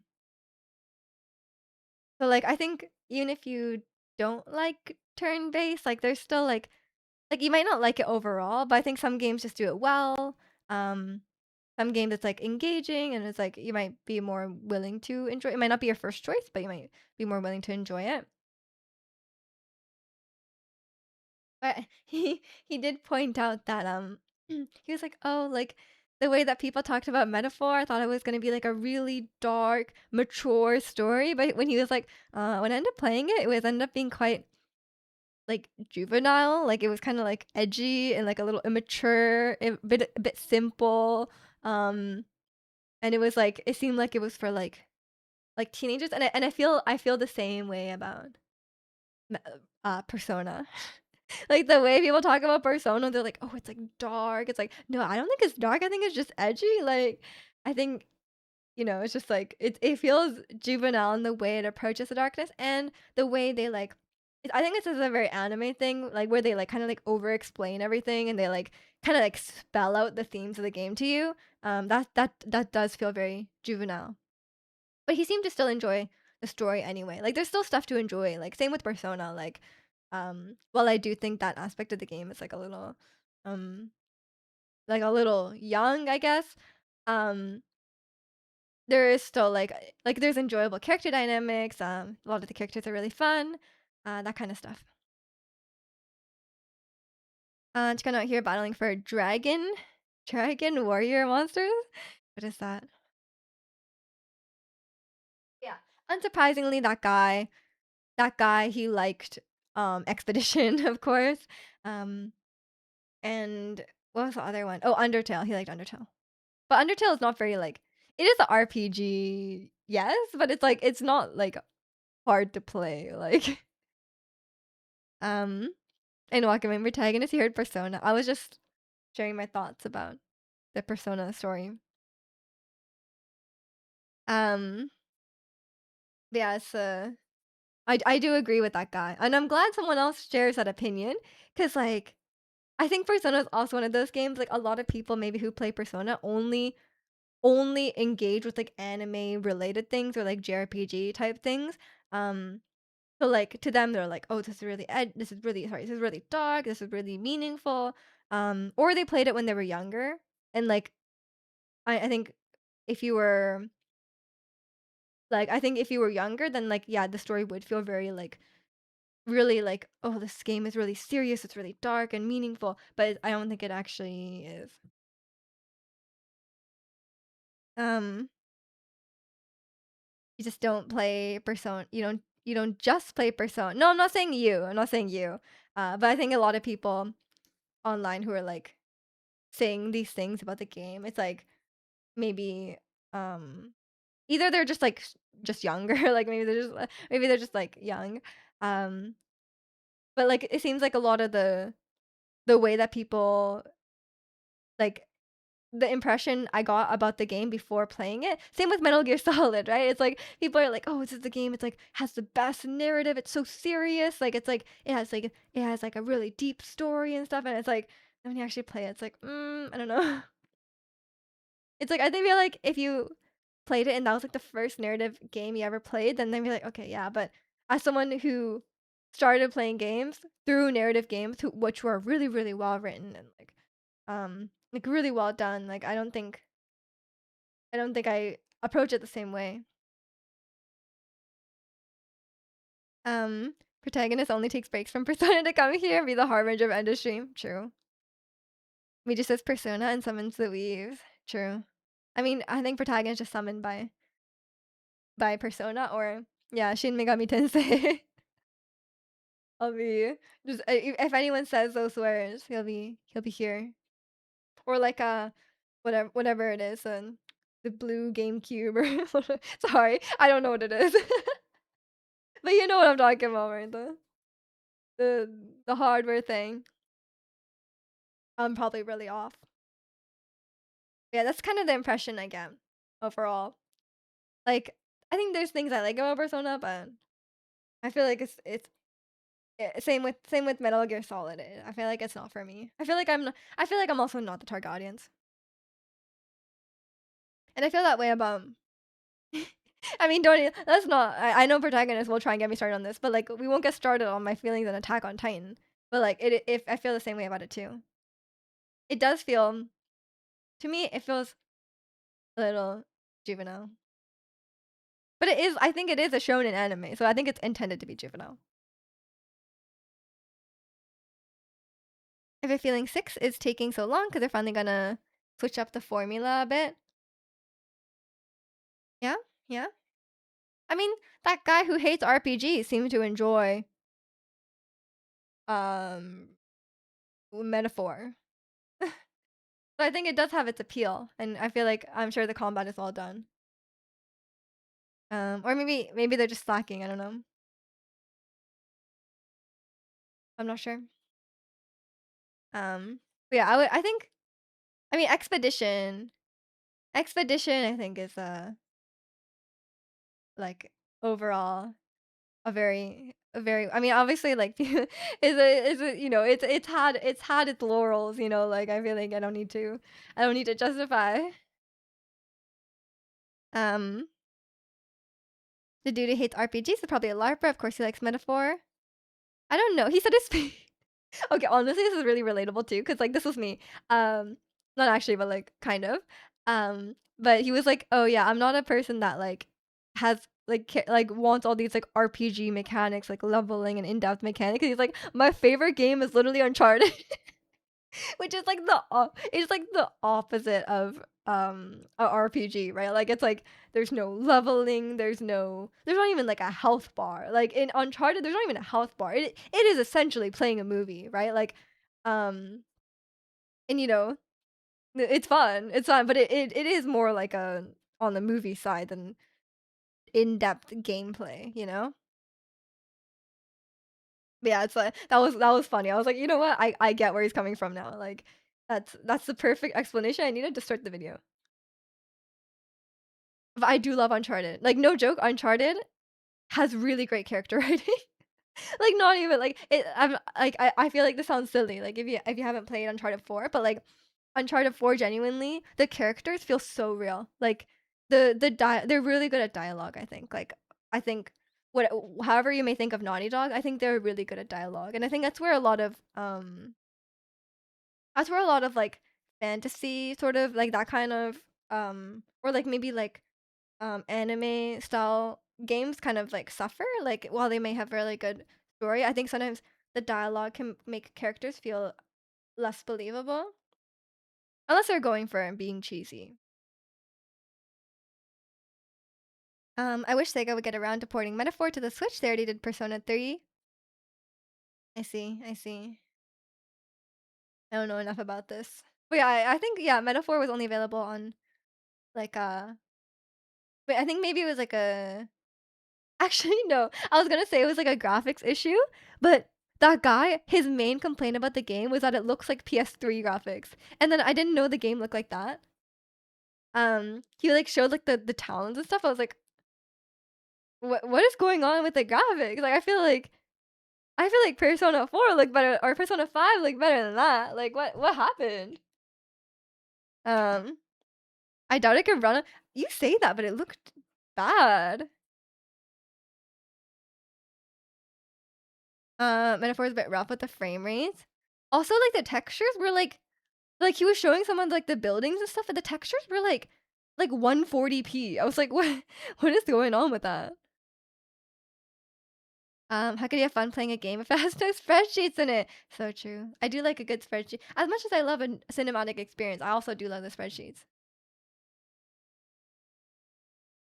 I just don't like grinding. I think that's what it is. Like I don't like actually, but like is would you I guess Stardew is grinding, is it not? I guess it's grinding with like a optimization aspect of it. I think that's the difference. It's like there's like a planning and optimization side of Stardew, while in a game where you're just like grinding, there's not really like like I guess you could try and grind optimally, but like still you're still at the same time just like farming, right? It's okay. I shouldn't say that comparing it to Stardew, which is literally a farming game. Um, that's the wrong word, but you know what I mean, right? Like it's more of a it's more just like a um hard work thing. Um, I was looking to someone mention Persona. I was just talking about the video I shared in Discord, um, like last week about the guy who hates RPGs and he played a bunch of RPGs over the last year. Um, and he shared some thought. He did enjoy Metaphor, um, but he was talking about the story feeling a little like the story feeling a little like juvenile and simple, even though people describe it as something that's like really, really dark and deep and stuff. And I feel and I was saying I feel the same way about Persona, the story. Like there's nothing wrong with it. Like it's still fun, but the way that people describe it, they're like, oh, this game is so like game is so deep, like it's so dark, and it's like I don't think it's dark. I think it's edgy. And I think there's a difference. Farming games minus the farming. Yeah, exactly, exactly. Like, I think I don't know, I have a hard time quantifying it, and it probably just depends on the game. Like, I think from what I watched about that guy who hates RPGs, I think you can dislike a genre, but if one does it really, really well, then it's still enjoyable, right? Like, it's like, oh, like maybe you really hate narrative games, but like one narrative really resonates with you, and you really enjoy it anyway, right? Um, even though even though it's not your preference, like you might still enjoy it a lot. Like same with like I feel the same way about RPGs, right? Like Baldur's Gate is like the most RPG of RPGs because it's done so well and because like the characters are so well written and like there's a lot of like freedom and there's like a sandboxy aspect to it then I'm able to enjoy. Like even though I hate fantasy, I hate like whatever the hell Baldur's Gate's doing with this combat, like it's like in any other game without like the creativity aspect, I would hate it. But because you can be so creative and because the game is programmed in a way where like you can kind of try anything and like you anything you think might work, even if it's like the cheesiest thing ever, it does work. So like if that didn't exist in the game, I think I would hate it. Me just a picky gamer with standards. Yeah, honestly, I don't play a lot of games, and I would say, like, I don't enjoy a lot of games. For me, I want, like, a really great experience, and for me, I'm also, like, I'm kinda bad at games as well, so that kinda holds me back. Um, and as someone who didn't grow up gaming, I cannot accept things just because they exist in like, just because it's like I cannot accept random encounters just because, like, I was like, "Oh, that's how it always is." I cannot accept that. Like, I don't like it. It's stupid. Who likes that? Like, really? If you didn't grow up playing random encounters, would you start playing a game now and be like, "Wow, this is so fun." Like like, "I love this." And it really was a relic of its time because they couldn't have enemies in the overworld. You know what I mean? Like, in Pokemon, they only had random encounters because they couldn't have them in the overworld because of, like, they had, like, 1 megabyte of RAM. I mean, I hate Western movies, lore, the era, but I love Red Dead. Exactly, like, if it's done well, then I think it can overcome preferences, right? You don't enjoy a lot of games, twitch.tv/media Hey, I enjoy good games or games that I really like. Um, I think there's, like, different types of gamers, right? I've talked about this before. Like, which one are you guys? Are you the person who's like, "I have free time, I'm gonna play a game," and it might like, it doesn't really matter what it is. I'm gonna game because I have free time right now. Or are you like, "There's this game that seems really good, I'm going to make time to play this game, and I will only play the game if I'm like, oh, I'm really interested in this game or I really enjoy playing this game. Um, I'm gonna make time to play it, because 'Cause I'm the second person, for sure. Like, I wouldn't just sit down and be like, "Well, I have time to game, so I'm just gonna play a game." Like, I don't really, like I don't feel like that's valuable to me. For me, it's like, I wanna play only good games, you know? When I first played Final Fantasy VII back in 1997, you hated random encounters and turn-based at the time. Yeah, they're really annoying. I think turn-based can be fun. I like turn-based.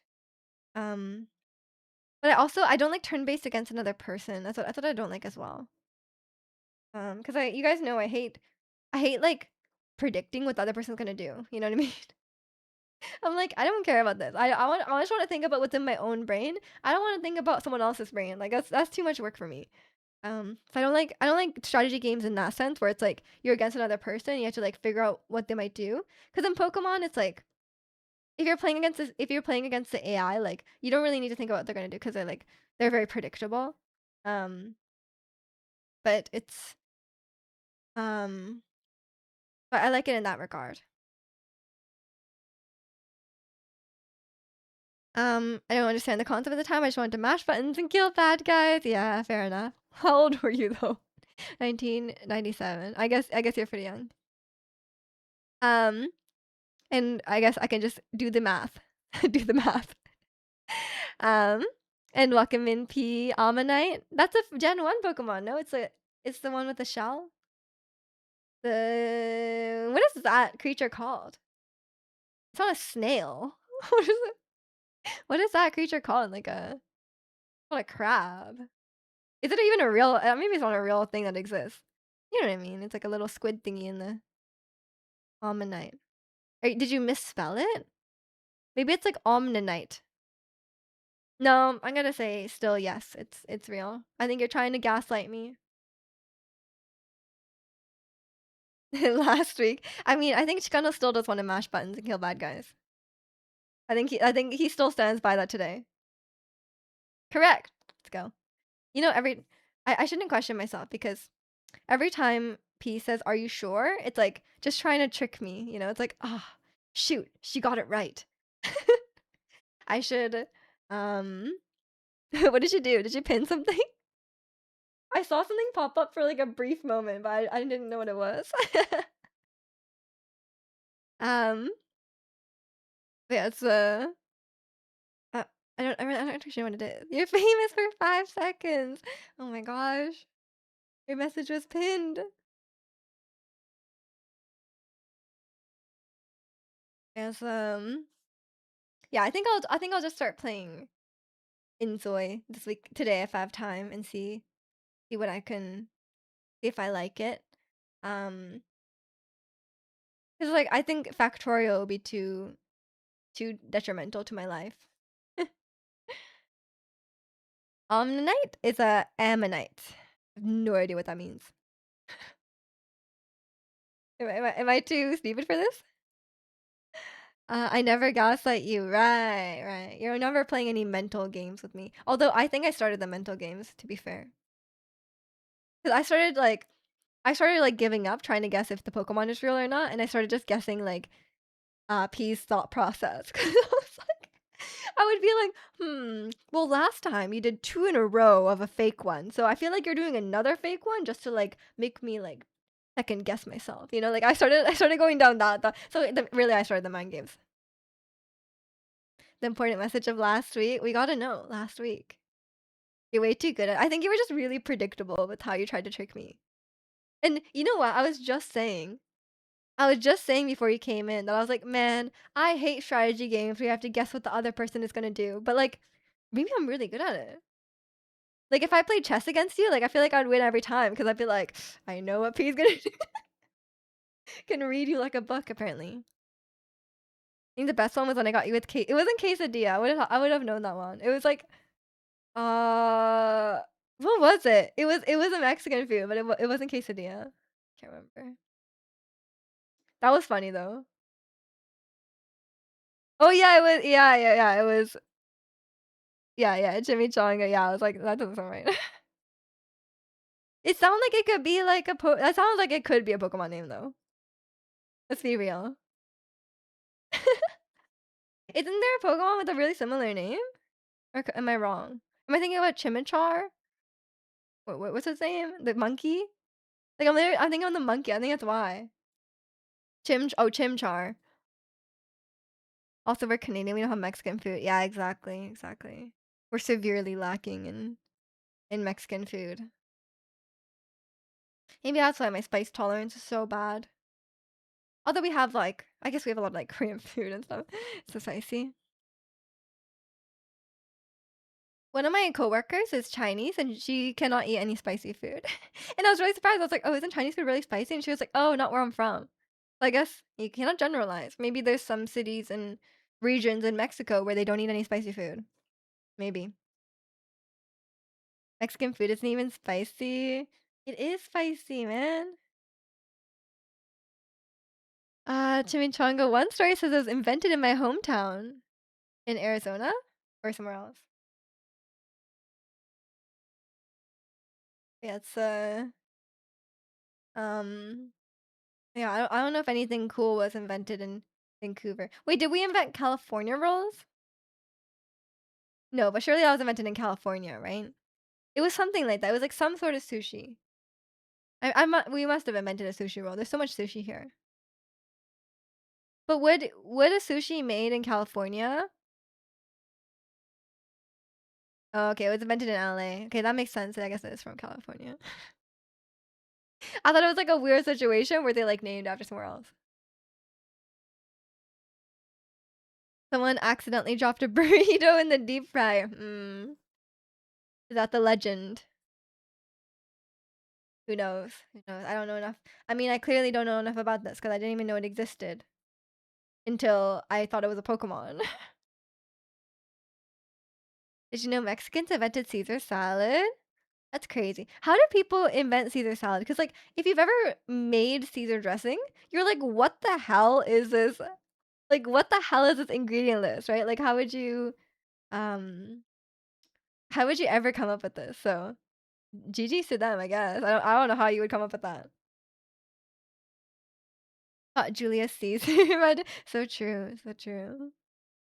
Um, it's been around for a long time. I need to go grocery shopping today. I don't really since I moved, I need to like find new places to grocery shop. Um, so it's cuz like once you live in a place for a while, like you go to the same grocery store like every time, right? Like so it's like uh now I have to find new places. Find the fastest route to Costco, true. I'm not going to Costco on a Sunday, oh my god. That sounds like a disaster. I went to Costco last, not the previous Friday, but the one before that. That's where I got my hearing test, and my hearing is good, so I guess that's good. I have normal hearing. I guess not amazing hearing, but normal. Can you hear this? Yes, because I have normal, good hearing. Even though, like, I really felt like, because I got a hearing test done because the week before, like I said, I met up with my coworkers, because they were visiting, and we went to eat hot pot, and the restaurant was pretty loud. It was just like, it's like a chain, and like you can like it's like pretty crowded, and it's like quite loud. It's not like a sit down restaurant kind of thing. And I was like, I couldn't hear anyone. I was like, legitimately, like I was like, people were trying to talk over the crowd, and like I couldn't hear them. Like sometimes I'd ask them to repeat themselves like twice, and I just gave up. I was like, whatever, I'll just pretend I heard. Um, and then like no one else seemed like they were having trouble hearing, so I don't really know. But some people online were like, it could be like a auditory processing issue. Like if you have like ADHD, like it could be like you're a little distracted by like the other background noises, so like you cannot process what people are saying in a loud environment. So I was like, maybe it's that. I don't know. Never go to Costco on Sunday, the first of the month, or a Friday, or a holiday. Oh my god, don't go on a holiday. Don't go like right before Thanksgiving or like right before Christmas. Oh, don't even go in the month of December at all. Like don't go in the month of December, and don't try to return anything in January. Cuz the return line is like out the door. You got bad eyesight though. Yeah, undeniably have bad eyesight. You have terrible hearing from the military. I mean, I guess that makes sense. Um, Hopefully they will pay for your hearing aids.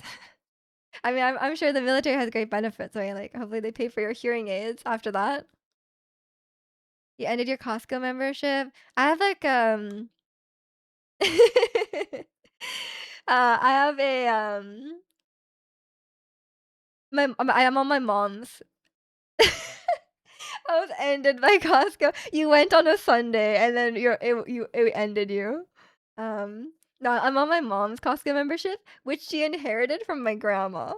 Cause my grandma had a business. And she inherited the business membership from my grandma. Funny. And the business doesn't exist anymore, by the way. If I go on one of the cursed days at Costco, I'd use media as my human shield so I can get to the rotisseries. No, I'm the worst person for that. And Wakamin Kalani. Don't you know how sweet it tastes?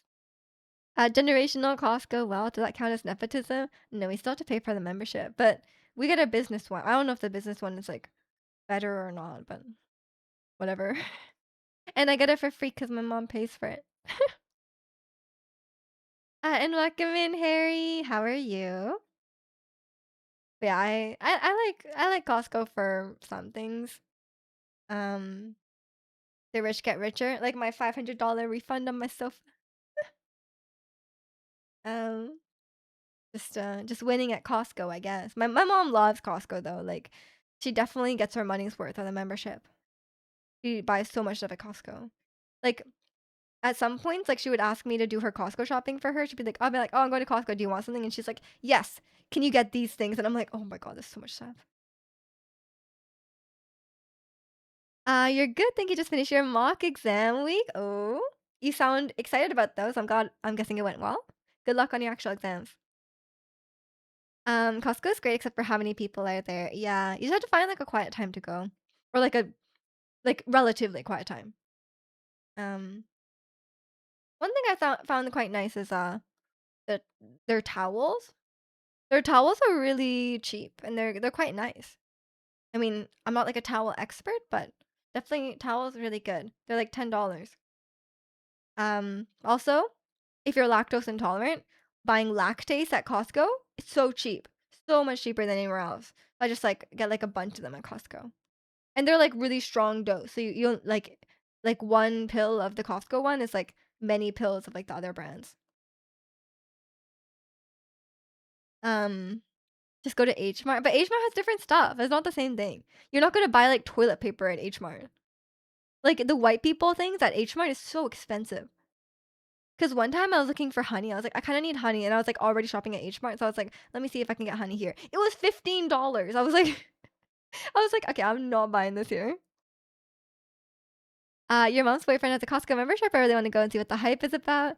Yeah, I know Costco is like less common in the UK. I think it's getting more popular. Same with Japan. It's not really like that hype. It's just like you get things in bulk for cheaper. You're moving to a city with no Costco? Oh no, I'm sorry. You went to H Mart yesterday, had to get some hot pot meat. Nice. What about TNT? TNT now is owned by Loblaws. Or at least here, it's owned by Loblaws, so it's kind of expensive. But it does have a lot of selection. I think H Mart's better. Um, that's the normal price for a big bottle. It wasn't a big bottle, it was a small bottle. It was a ridiculous price. It was really small. It wasn't even like a normal sized bottle. It was like this. I was like, it must maybe it's like the world's best honey from like the fanciest bees in the world or something. Like I don't think it was, but it's just like the normal the normal like Western products are just way more expensive at like you don't go to H Mart and buy like Ziploc bags, okay? Like it's too it would be really expensive. The closest Costco to us is like a 1.5 hour drive. That's like all of the UK, man. H Mart meat quality is really good. Yeah, exactly, exactly. Loblaw. I know. They're owned by Loblaws now. It's very unfortunate. Like, ugh, I need to find it. I need to find a good place to grocery shop because here in Vancouver, like Save on Foods is really common. Like there's a lot of Save on Foods, there's a lot of Safeways, but really expensive. Like even though they're called Save on Foods, like you're not saving much. Like it's really expensive. One time I bought like you cannot buy produce at Save on Foods because like one time I bought 2 apples from Save on Foods and I was like, how much could it be? It was $5. I was like, what? 2 apples? Like in what world? In Wakaman Ratsi, it wasn't a large bottle. In Wakaman Jose, everything else day. Had to get some squid and tteokbokki as well. Dried squid. Yeah, dried squid is really good. Um, and yeah, it's I need to get you that.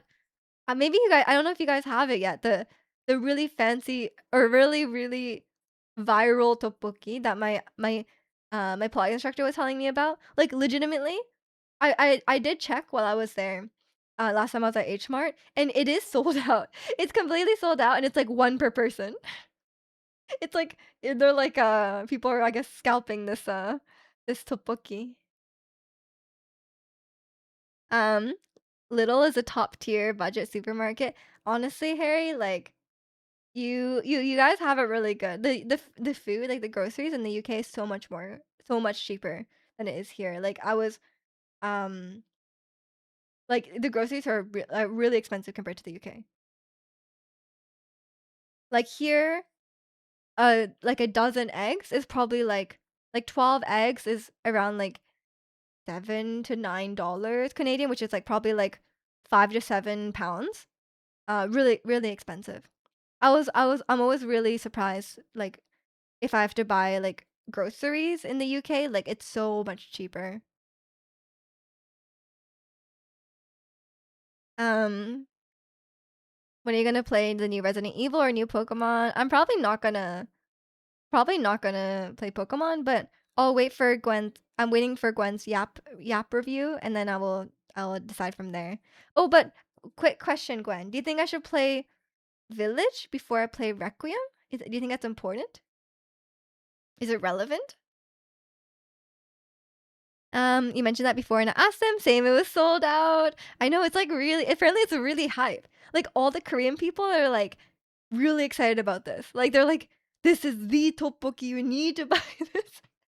So like, I guess it's really well known. I'll wait for the hype to die down, and then I'll get one. Little Bakery, so good.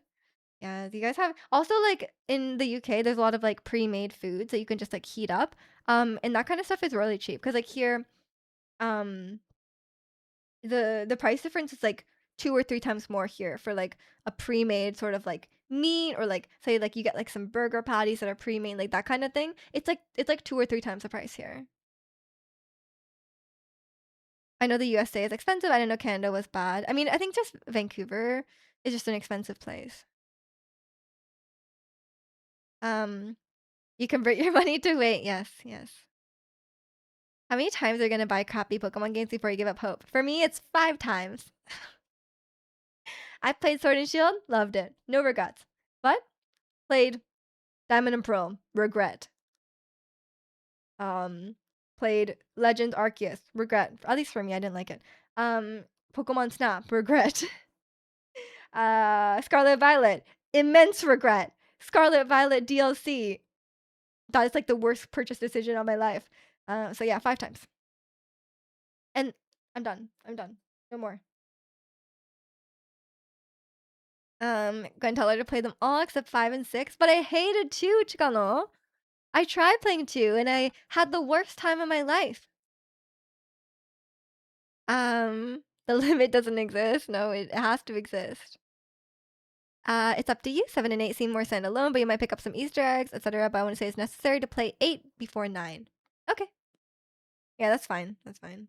I mean, I already have 8 though, so I feel like I may as well play 8. Would you say 9 is scarier? Everyone's saying 9 is quite scary, right? Because that was kind of my like, I loved 4. I had a great time with 4, but my one issue with it is I wish there was more scary sections.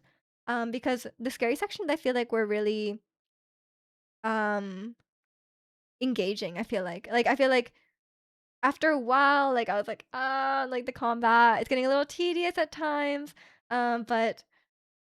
But then like the scary sections really got me back into it and I thought it was really fun. But there wasn't a lot of scary sections. It was mainly just the lying down guys whose names I forgot. Um, thanks for the 15 streak, Ratzi. You're catching up one day. It has Leon, just play. Just because it has Leon doesn't mean I will love it, because Resident Evil 2 also has Leon. And you guys know how I feel about that. Um, but we'll add before my Yap review, I don't think you'll like the Grace sections, because her sections feel like 2, whereas Leon feels more like the 4 remake. Okay, okay. You guys know how I feel about 2. But her sections are scary. It feels like the puzzles from 2 and the scares are like 7.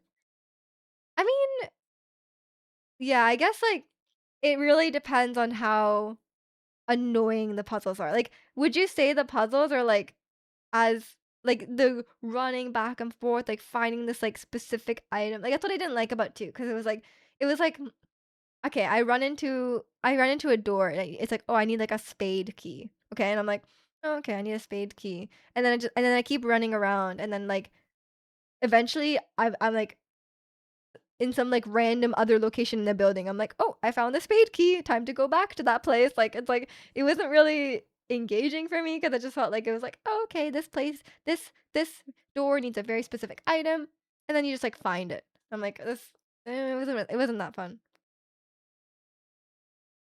Um, but if it's scary, then I feel like adding scariness to a game just like immediately makes it more engaging and it makes it more like tense and stuff. But there's the problem is, if the puzzles are annoying enough, I won't be scared anymore because 'cause I'll be, like, raging, like like, there is a point where I'm so annoyed that, like, I'm not scared anymore. Your friend beat it and he had arachnid but wait, are you telling me there's spiders? No one told me about this. Yeah, see, this is why I wanted to wait for Gwen's review, because I know Gwen will tell me honestly, like, if I would like it or not. Because like, if I ask Chicano's just gonna be like, "Yeah, you play it." Like, he'll just be like he's not gonna give me, like, an honest evaluation of whether I would like the game. There's a moderate amount of running back and forth, not as intense as 2, so you might be okay. Yeah. I feel like 2, that's like it felt like that's all there was, so, like, that's why I was like it was just like, there's nothing holding me to the game, but if there is, like if there is some, like, scary stuff, then, like, maybe it'll be okay. Maybe I'll just play 8 first, because you guys seem to think I would just enjoy 8 overall. Playing Grace is terrifying. Yeah, I like a good scary game. Maybe I play 8 first and then I play 9 after. Um, there's Spidey. I'm not a big fan of Spidey. You guys know how I feel about. Oh, there's wait, okay, if you had to rate the spider content from 1 to 10, like how much spidering is there going on? Like, is it like over quickly? Cause like I thought I was losing my mind in 4. I was like like I was reaching a breaking point in 4. I was like, "Oh my god, I cannot play if there's this many spiders." Um, yeah, I might play it eventually. I'm sure it'll go on sale too. Like, I don't like this $95 game business. You know what I mean? It seems like every game coming out now is $95. I'm like, I think that's a really ridiculous price for a game.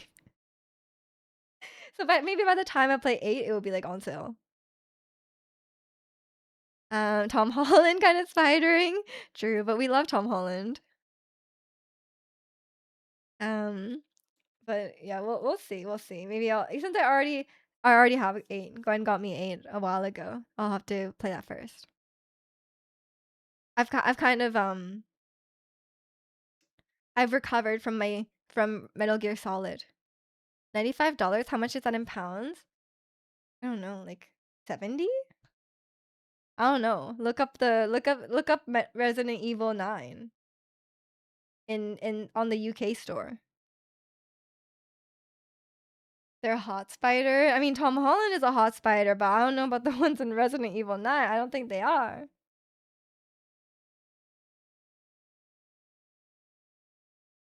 Oh, that's such an odd currency name. Is it? I don't know. But yeah, this games have gotten quite expensive because yeah, Metal Gear Solid Remake was also $95. Um, Silent Hill, the new one, it's also $95. Did I say 75? $95. Um, and like, how much do you want to bet? How much do you want to bet the new Pokemon game is gonna be at the higher price tier, right? It's gonna be like the $10 more price tier. I think it was 60 and 70 for the deluxe. Oh, 60 is less than I thought. Cause here's 95. Cause like your prices include tax too, right? Cause like mine is 95 before tax, so it's probably $105, which is that's not good. 105, 105 CAD, £2. Oh, actually, it's the same. Never mind. Maybe the conversion rate is bad these days. It's about £60 after tax. So I guess I guess they did it correctly.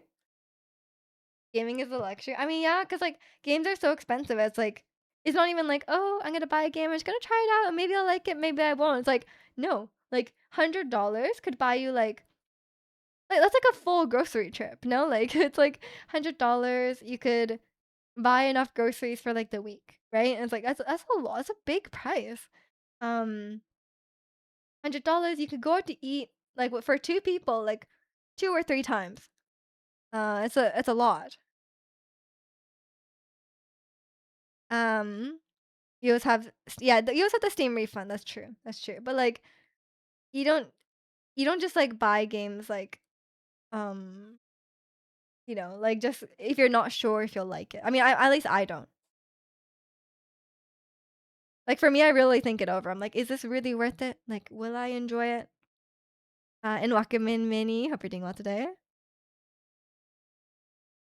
But yeah, so it's definitely some games are definitely very expensive these days. So I'm very like, is this game something I will enjoy? It's nice when games it's nice I like a good cheap indie game as well. There's some really, really great indie games out there that are, like, under $30, under $50, and they're really, really great. 9 will probably drop down in price in, like, 6 months or so. Capcom always has sales. Yeah, yeah, I mean, the nice thing about non-Nintendo games, like every other every other company except Nintendo, the games do go on sale. The decision over buying games is too much for me. You just end up buying just end up buying Valorant skins instead. I don't know if that's more or less worthwhile, but I guess if you play Valorant a lot, then like I guess why not? But Valorant skins are so expensive, right? Because whenever my brother has asked me for a Valorant skin, it's like $60. Like he's like, "Oh, I want like a knife on Valorant." I'm like, "Okay, how much could that be? Like $10?" He's like, "No, it's $60." I was like, "Bro, it's so yeah, they're so expensive. Why? Do they not know why they're that expensive? Because like even in like League of Legends, like the character that has like I mean, it's the same, like, company, right? Like, they have the whole new animations, like, every animation is different, the voice lines are different, and, like, the League of Legends skins are, like I mean, okay, they've been doing a lot of expensive gacha things recently, but, in general, their skins are, like, $15, like, and it's like, that seems reasonable, like, I don't know. You heard Mario Odyssey is finally $30 physical right now, only 10 years later. Really? $30 new? That's crazy. I wonder how much it is here, like, probably 50 instead of 80? Um, Valorant skins are crazy expensive, like $70. Yeah, it's so expensive. Can you get me a nice AWP skin in CS2? No. Sorry. Buy it yourself. It's ridiculous. Getting a knife on Val is £50, and then the gun skins are $30 for a good lower end, but still look good are 20. Yeah, that is ridiculous. Like, the Valorant skins, like, I don't know how I really don't understand it. Like, whenever my brother has asked me for one, I buy for him anyway because 'cause I'm like, "Whatever, it's a present." But, like, I'm like, "You're really paying $60 for, like, a knife? Like, a virtual knife? Like, do you really use a knife that much?" I don't know. And Jack, thanks for the Prime. Uh, in CS2, you can get a nice full skin loadout for $20. Yeah, that seems more reasonable. Like, you're literally paying for, like, a virtual outfit. I don't know. You have the money to buy AWP Dragon Lords over 2K? Yeah, don't buy that. You don't need that. That's ridiculous. Just get the $20 one. It's a dopamine hit every time you whip the knife. And how many times before the dopamine hit goes away? Like what? Like 2 weeks before you're like used to it? If I had to pay for another axe for Leon, I would do it no questions. I think the skins in Resident Evil 4 are fun. But I feel like if they were like a few dollars, it's fine. I don't know. I mean, I think I got the skins the DLC had the skins, right? I think that's what it was. Or not the DLC, like the deluxe edition. I don't know. You haven't bought a knife skin, but trust the gun skins give aimbot. Sure, sure. Yeah, I think I don't know how many skins my brother has. He definitely has a few. He definitely has a few skins.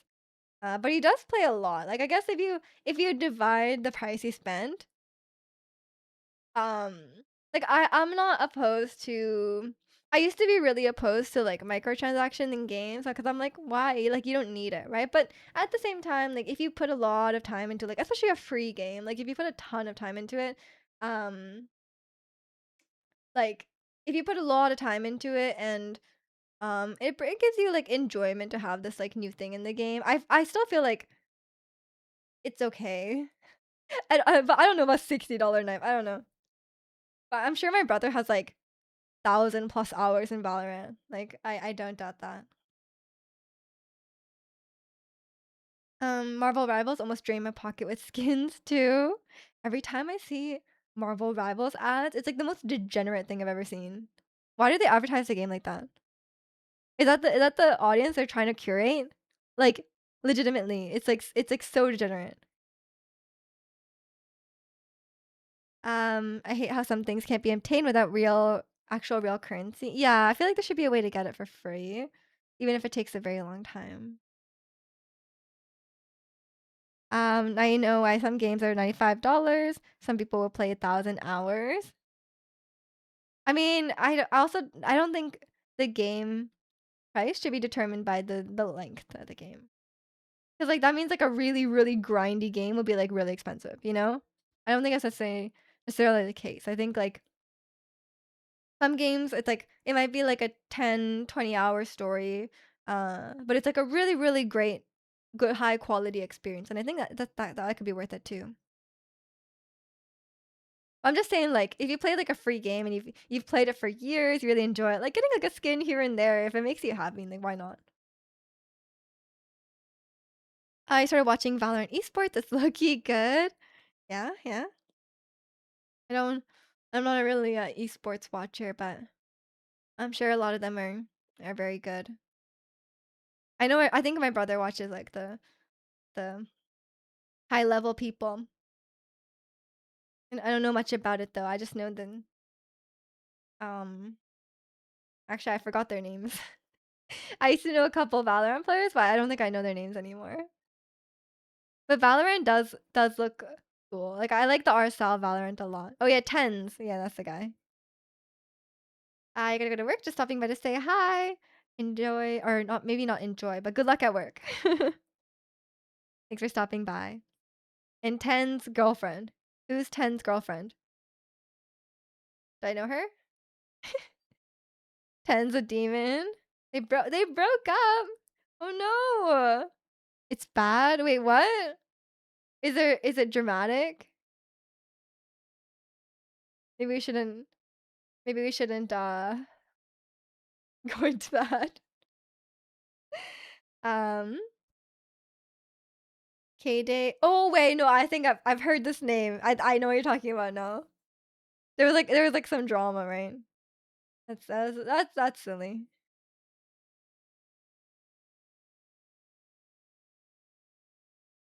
So many Twitch breakups. Yeah. I mean, I feel like that's like normal. It's just like most people are not like having like thousands of fans invested in their relationship for whatever reason, you know? Adds a whole other layer. Um, I mean, only the internet's making it dramatic, right? That Tens and K-Day are chill. I don't know. I don't know these people. Um, her and her sister both broke up with their boyfriends, and it just went downhill. I feel like there's also like every time there's like stories about stuff like this, or like it's not okay. I haven't. I don't know enough about this situation specifically, but like people are really weird about like. I mean, there's a lot of like really like misogynistic people online as well, and then like I was watching Lily Pichu, and she was even talking about like she's like weirdly like anytime like she's dating Michael Reeves, right? And then like anytime like Michael doesn't post enough videos, like people will like comment and they'd be like, "Oh my god, it's Lily's fault." Like they'd be like, "It's Lily's fault. He's not posting videos. Like she's distracting him or whatever." And then like apparently she used to date an esports owner, like a guy who owned an esports team. And then like when the team would lose, they would be like, "It's Lily's fault." And I'm like, that's the craziest thing. Like, imagine just say you hate women. Like, I don't know. Um, yeah, that's so ridiculous. Like, it's like how in the world could it be her fault for if the esports team is losing? Like, so silly. Um, I knew it was her fault. Always, it was her fault. Michael did a video recently of making a catapult for their dog. Nice. I'm glad she finally let him make a video. The people can finally calm down. It's crazy.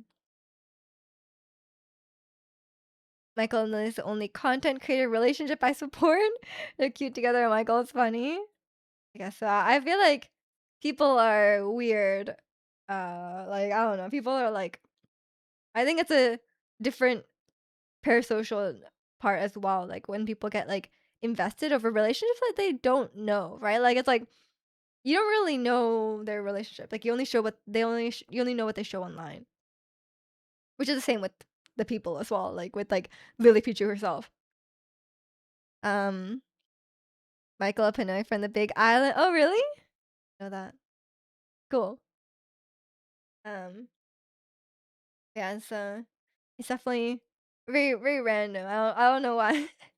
Like, blaming her for esports loss is crazy. I don't even know why.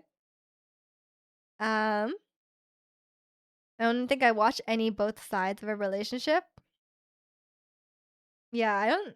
I mean, I don't. Yeah, I don't really follow any of that. Like for me, like, um, what am I trying to say? Um, what was I saying? Oh, like I don't the YouTubers I watch, I'm not like in personally invested in them. Like a lot of times there is a lot of like creators I enjoy watching their videos.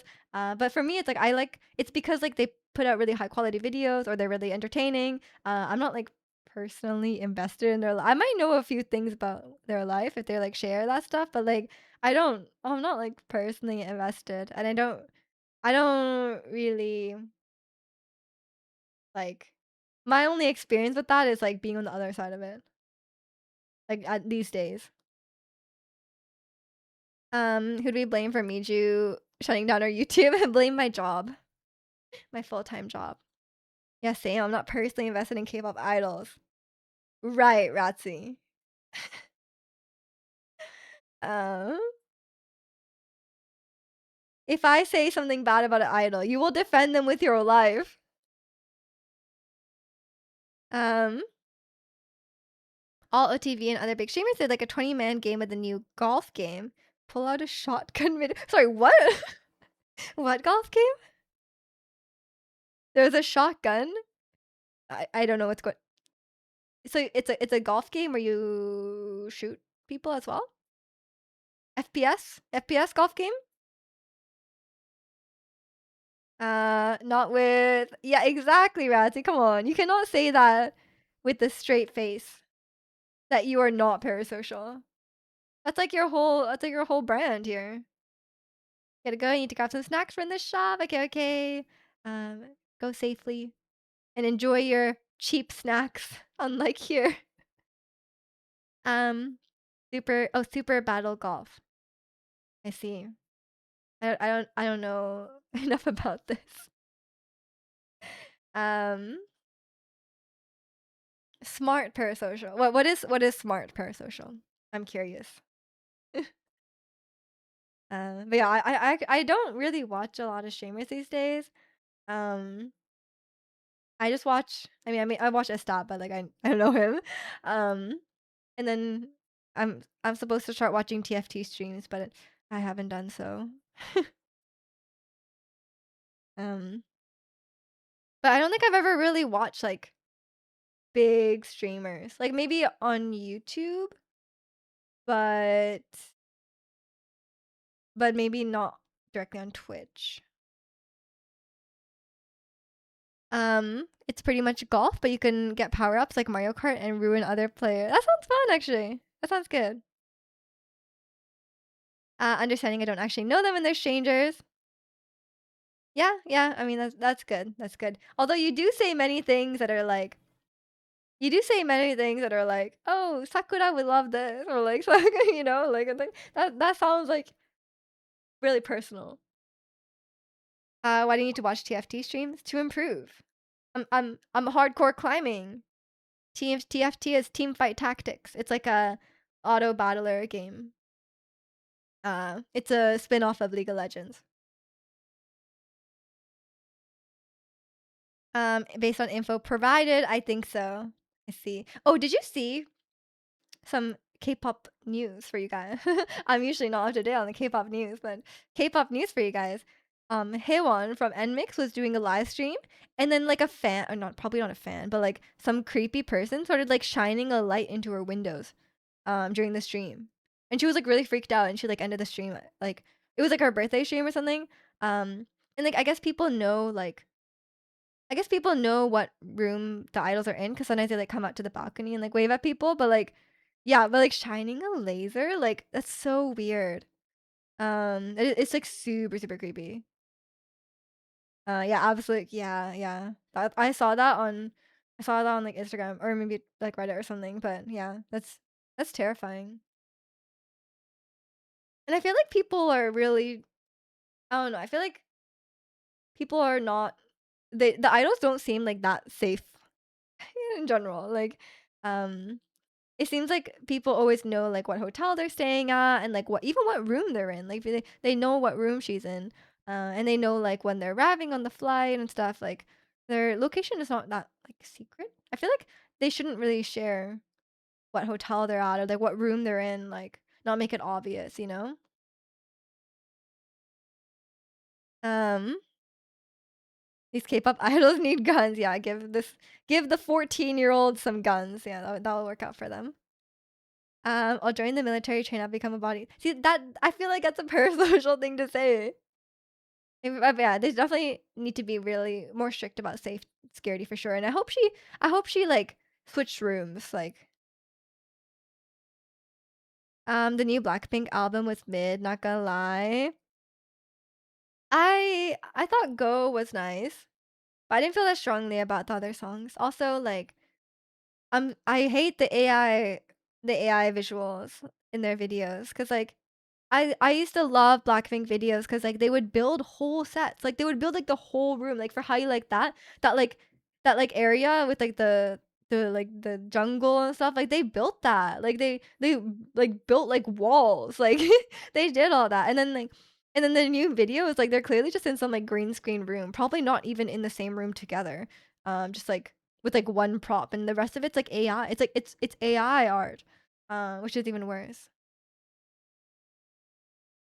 Um The hotel would have been private for sure. I know, like, why do they share what apparently, like, everyone knew, apparently everyone knew, like, what room they're staying in because she has, like, balloons in the window because it was her birthday. I was like, "Why? Like, why share what room you're in?" That seems really scary. Um, there was 2 or 3 songs I enjoyed. I mean, there's only 5 songs total. Um, you hate the EDM route they're going. I mean, yeah, EDM is not my favorite personally, either. I didn't mind. Like, I think Jump and Go are enjoyable melodies. Um, Even though I'm not an EDM fan, it's like I'm not gonna put on like my playlist, but um, I think it was the songs I don't mind, but yeah, like I said, the AI visuals feels really cheap and really like unnecessary, especially knowing how much like like how much like resources they have, and they don't need to do that. And also they're having a lot of backlash for working with, like, Dr. Luke and Diplo, who are, like, known predators. I'm like, "Really? Like, why?" Again, they are so rich. They can work with anyone. Like, they can literally work with anyone they want, and I'm like, "Why would you pick, like, the one guy who's, like, really like, everyone's really against him right now," and, um, like, why? Like, there's no reason to.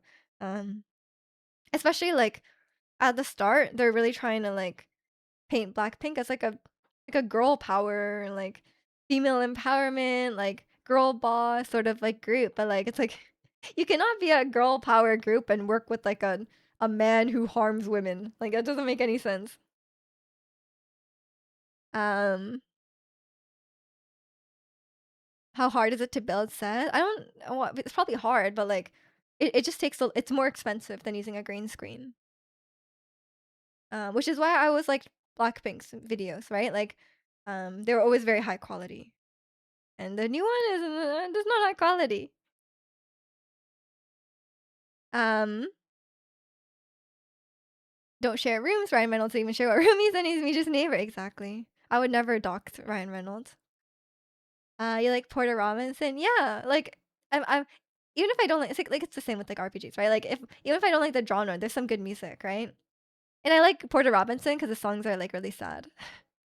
They're very like emotional, right? Like in Blackpink, it's not. I mean, and they're not going for that. It's more like a dance song. But it's not. It's not my favorite. aespa can get away with EDM. I mean, that's, like, kind of their concept. Nothing says girl boss more than having a gun, true. Girl power, but all Rosé drops his heartbreak songs. Only about boys. That's true. I didn't like Rosé's album either, right? Like, her album was kind of underwhelming. Like, it was just like it was kind of boring. Like, especially after like Apatu. Apatu was so good. It was like such high energy. It was such a fun song. Um, but the album itself was kind of just like, that's not my thing. Your song is 7K streams. Totally. What's your song on Spotify? Drop the link. You'll work for cheap compared to these producers? Right, right. I mean, honestly, I would prefer that. Yeah. I would prefer that versus working with the kind of producers they're working with. Yeah, it's like I feel like they have not been about um I feel like what was I trying to say? Since like I don't think they've really been like girl power, girl power. Like I don't think they care, first of all. And secondly, yeah, like especially after Type of Girl, like Type of Girl was not girl power. Type of Girl was just like putting other girls down like the whole time, which is a really questionable message. And thirdly, yeah, like they don't really seem to care about that. And like especially um like people are really upset at Jenny for being friends with Diplo as well. Um which is like a really weird decision as well. So I think they just don't care. Everyone's calling them their problematic queens. You're not linking it so you can say Momo's better at singing. Wait, you're singing? I want to hear this. You're gonna go painfully replay the part I died in Resident Evil 9. You got this. You got this. You're a god gamer. You can do it. Who's Diplo? He's also a producer. Um, I was talking about this yesterday, but essentially, he has many allegations against him. But the first one is the main ones that are like confirmed. Like he confirmed this. I don't know if he confirmed this, but like he slept with a 17-year-old. It was in a state where it was legal, but still, just because it's legal doesn't mean it's a good thing. And two, he he as a grown man had this like teenage girl living in his house for like 2 years, and everyone's like, "Girl, like, why are you living in this grown man's house? Like, you're like you're a teenager. Like, what are you doing?" And she was like, "Oh no, like it's all like," she was like defending him online. She was like, "Oh, it's all normal. Like, don't worry. Like, this is like a normal thing that people do." And everyone's like, "No, it's not normal. What are you doing?" And then like a few years later, when she was a bit older, when she was like out of the situation, she was like, "Yeah, that was really messed up. That was really like that was like really awful. Like I guess I didn't see it at the time, but like yeah, that was bad." Yeah, so just a weird, creepy guy, um, who is, confirmed to be weird and creepy, and she's just, like, friends with them, and I'm like, "Right. That's very girl power of you, Jenny." And welcome in, Coop. Hope you're doing well today.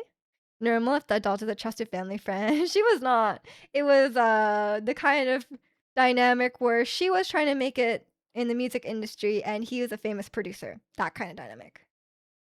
Um, they were not They were not family friends. He was not like an uncle or anything like that, like, it's, the worst the worst kind of power dynamic. Yeah, so I was learning about all these things because like, people are not very happy with Blackpink for this, which is understandable. It is very disappointing. Um, yeah, putting that aside, the music was, like, fine. I don't know. Um, yeah, I feel like they will still sell well anyway, though. Very groomer behavior. It's just straight up grooming, yeah. Especially with that kind of dynamic, right? Like she's like he's like a famous producer and she's like wanting to become a singer, right? Like that's like a really dangerous situation for sure. Um, yeah, not a what was I trying to say? Yeah, I did listen to the album through, because I was, I just wanted to see what the songs were like, but it was fine. It's fine. Like I like Go even though it is like a EDM style song, but I'm not like, "Oh, this is so good. I need to listen to this all the time." It's not like it wasn't like a life-changing thing for me. Um, but also, like, there seems to be a lot of, cat's eye stuff going. I don't really know what but everyone seems to be talking about cat's eye. I'm not really sure what's going on with them. I don't know if it's, like, a drama or people are just, like, disappointed in them, or, like, people are just, like, not doing or I can't remember what it was. It was something like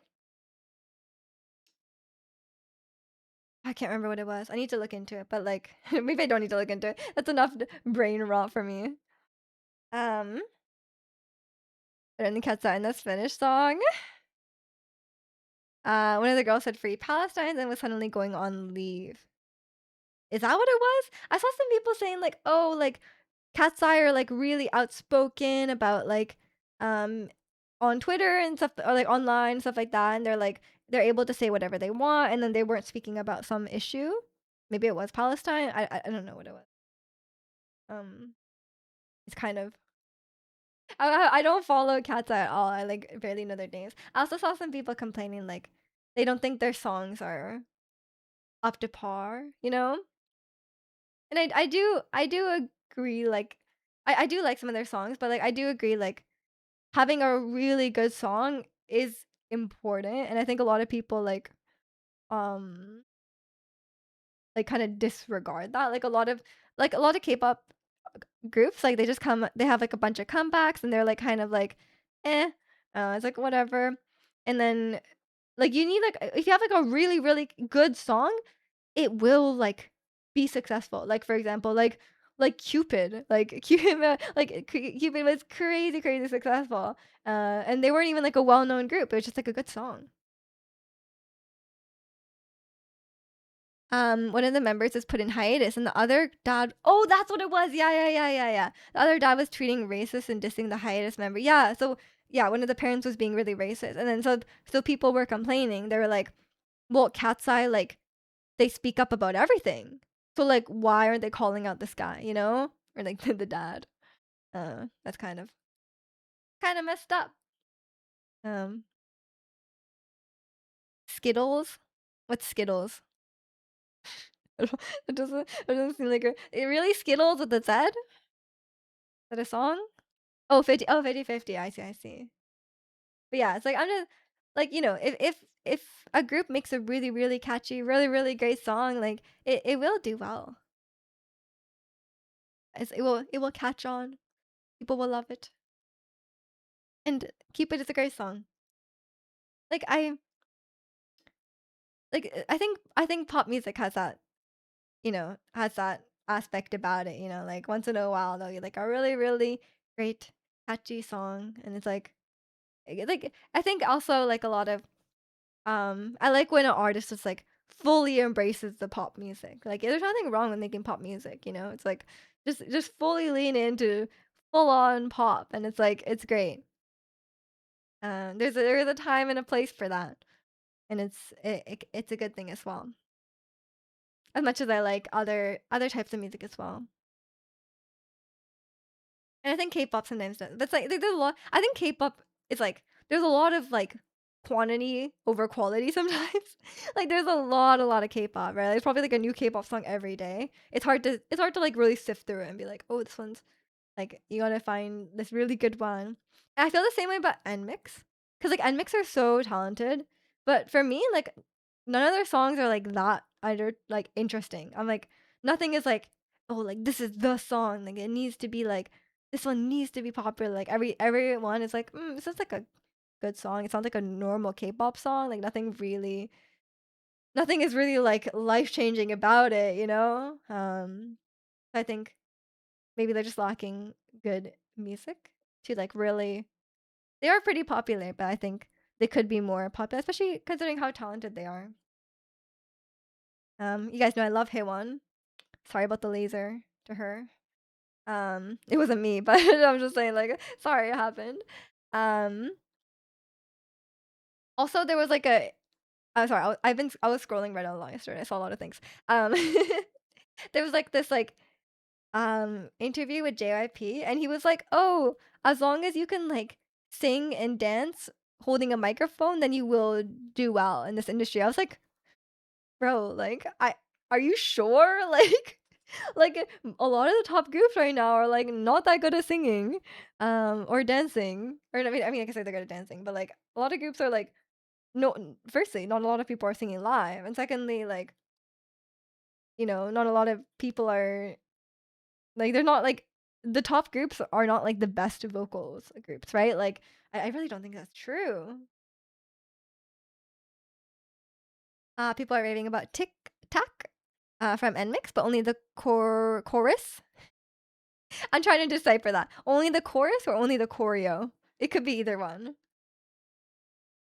Chorus. Okay, okay. You spelled it wrong again, but that's fine. I got it. I got it. Uh I'm actually curious about the Blackpink. Also, another thing, the Blackpink song, the music video, it had no choreo. Like I think it's I'm starting to believe the allegations. Like I'm starting to believe the allegations that like they weren't in the same room. They filmed that separately. JYP said he can train anyone to sing and dance, but he can't teach sp. What's sp? SP. What is that? Like I mean, he says that, but like I don't think he has done that. Spell power. That's true. You cannot teach spell power. Star power, maybe? Star power. Um, I think it's that all four of them are super busy with their solo careers and they don't have time to do choreo. Yeah, yeah. Stage presence? Really? You can't teach stage presence? I feel like you can. Like I feel like you can definitely improve at it, no?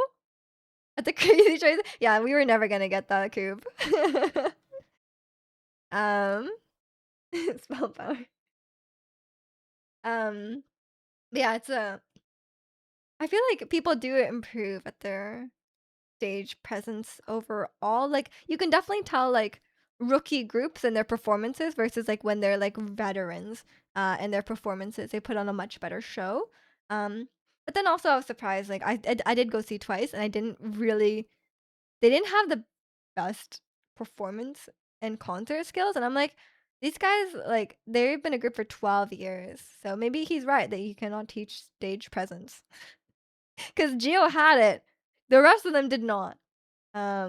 So maybe he couldn't teach it and Gio was just born like that. Who knows? Um, if they don't have time, don't really slob. Yeah, but like you can't even argue like, oh, Blackpink are doing quantity over quality because they don't have quantity. Like Blackpink has like the least songs ever. Yeah, if they don't have time to do I mean, surely it was just for the money, right? Like it doesn't seem like they're like super super invested in doing like their Blackpink stuff again, but they probably were offered a really really big contract to do so, and they probably feel like they like owe it to the fans or whatever, because a lot of people are saying like I feel like a lot of people are saying that like um they're like, "Oh, like, Blackpink don't have a say in, like, if their songs are bad," but I think they do. They, like I think at this point in their careers, at the level of fame they're at, I think they do have a say in, like, what they put out. Someone was upset with how exhausted Twice was at the concert. 12 years of basically living under a microscope with no sleep. Um, we'll do that. Yeah, because people are saying, like, Twice has never had, like, a break. Like, a year break or something like that in their whole 12 years, and I'm like, "They should probably have a break." They should probably have a break. I feel like they need it. But yeah, I think that's but yeah, I will say, like as much as, like, yeah, I understand, like, they are humans and, like, they deserve some grace and be like, "Yeah, they're tired." I get that. But at the same time, firstly, I was at the first show of the tour. You cannot argue like, "Oh, they're so tired from touring." Like, I guess they were doing other stuff, but, like, it's the first show of the tour. If the energy is bad from there, like, what can you do? And then also, secondly, it's like, if they're th as someone who is, like, a paying customer, I paid, like, $150 per ticket to go see Twice, right? Like, if you cannot provide an adequate quality of performance, I think it's kind of, like, rude. Rude to, like, put on that tour if they cannot do it. So I think that's not great. Um, so I was yeah, I was quite disappointed in their performance, like, I didn't expect them to all sing live, but I was even surprised, like, even, like, Jio and Jonghyun and Nayeon had very loud backing tracks. Um, like, there was only a few times where I could really hear them, which was unexpected. I thought they would have more, and secondly, a lot of them just, like, really did not wanna be there. Like, Nayeon looked like she was, like, forced into being there at, like, gunpoint, like, she was, like I was like, "I think Nayeon wants to go home." Like, I don't think she wants to be here at all, which I was so disappointed by, because like, Nayeon is, like, the center of the group, right? Blackpink co-wrote half the new songs. Yeah, I feel like the you cannot like, I think, like, with, like, rookie K-pop groups, yeah, they don't get any choice, they don't have any agency, but Blackpink, I think, has a lot of agency, or they could if they wanted to. $150, your ticket's gonna be, like, 230. Have you already got yours? No one wants to be in they hate Vancouver. I think they were happy to be here. Kidnap Yeon. Someone kidnapped Nayeon and brought her on stage, and they're like, "You gotta do it." Um, yes, she was yeah, Nayeon had the worst, like, demeanor, in my opinion. She was just, like, not wanting to be there. Hers was the most noticeable. Like, everyone else was kinda just like, "Eh," like, they seemed, like, mildly happy. Not a lot of energy. Uh, at least compared to Gio. Like, Gio was, like, on a different level. Like, Gio was so good. Um, but everyone else was, like, not not they were giving, like, I would say about 40%. Like, it was like, Gio was out here giving 200%. Um Jill was out here giving, like, 200%, and then everyone else was giving, like, 40, and Nayeon was giving, like, 5. Like, she was like, "Okay, I guess I'll sing my lines," like, barely.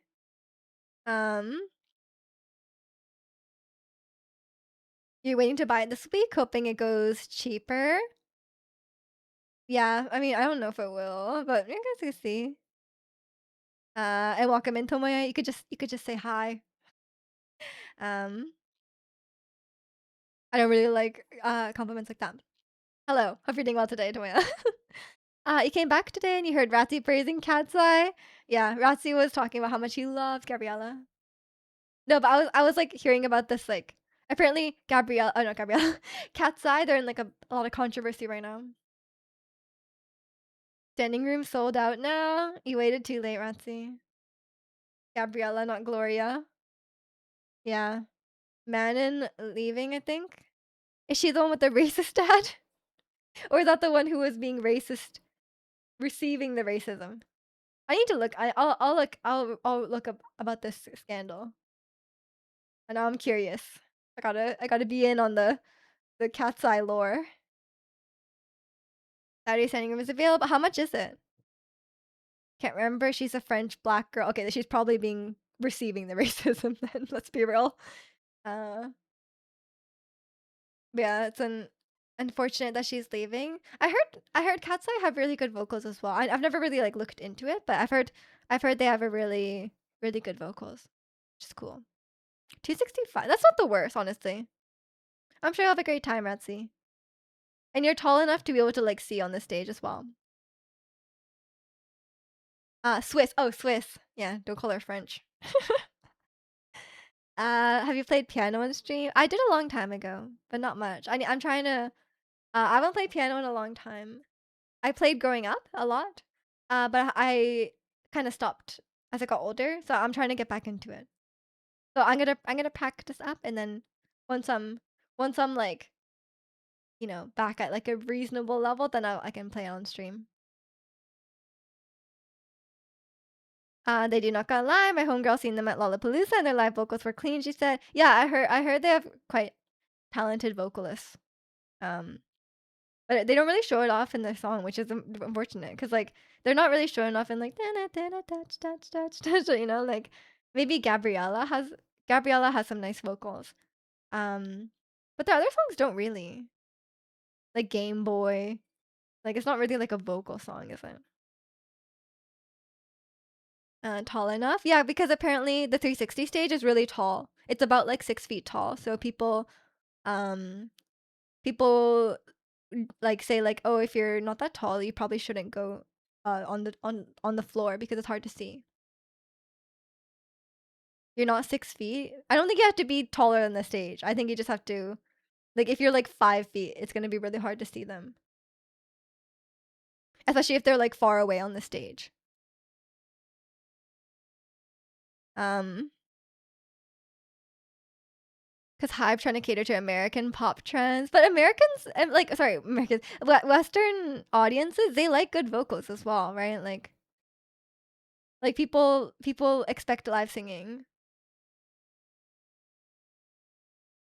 Um, when is the time we would make Miju create a redeem where she goes to the piano when she what? Maestro, that's nonsense. Where she goes to the piano of her songs she knows on the piano. Maestro, that makes no sense. Where I play songs I know on the piano? Is that what you mean?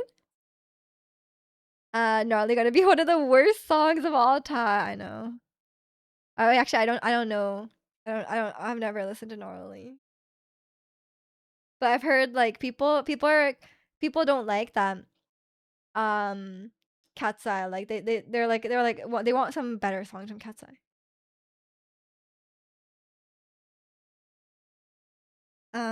Me to confirm 5 feet and just lose 1 inch. I'm doing the opposite of what Ludwig does. I'll just lose 1 inch every year. Michi gotta look up to open the door. How tall is this door? Nazi level English? Yeah, that was nonsense. It was words I know in an order that doesn't make sense. That makes sense. When you used to play, did you learn by ear? Did you only read sheet music? Sheet music, yeah.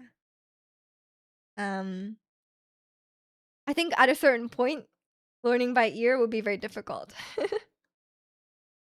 um, yeah, once there's like enough stuff going on, it's like okay, that's too much. I've never really played by ear. Um, Speaking of music, you're listening to one of my favorite Vancouverites, Tim Hecker. Not Tim Henson. Come on, man. You think you respect people. You think respect people can read sheet music. You can't. You can learn easily. Just learn. It will open up a whole new world because like there's only so much you can do by ear, right? Um, I mean like I think playing by ear is a great skill to have. Um, and but like if you want to play like advanced stuff, I guess like you might need a sheet music. It will speed up the process. Isn't Tim Henson that dude who had a murder cult? Charles Manson? I think a lot of people had a murder cult, so you might need to narrow it down. Like what was the nature of this murder cult? Um Tim Hecker makes ambient/electronic music. What's ambient? Should I ask this? What's ambient music? To murder people? But like murder the cult members or murder other people? Yeah, maybe it is Charles Manson. That's not even close. Except for Sun. Like except for the sun at the end. Like none of it was close. So that's why I was like maybe it's not right cuz like why would you get those confused? They murdered a pregnant actress back then. What? You were not close at all? Oh my god. Ambience or ambient means bad. I know what ambient means. I just don't know what it means in this in a music genre context. But yeah, Welcome in Thunder. Ambient is like drone music, where it's mainly just tones, not so much rhythm or structures or anything. I see. As in like background. No, I don't think that's what zirconia means. Like I think I do know what ambient means. Don't worry. I've read a book before.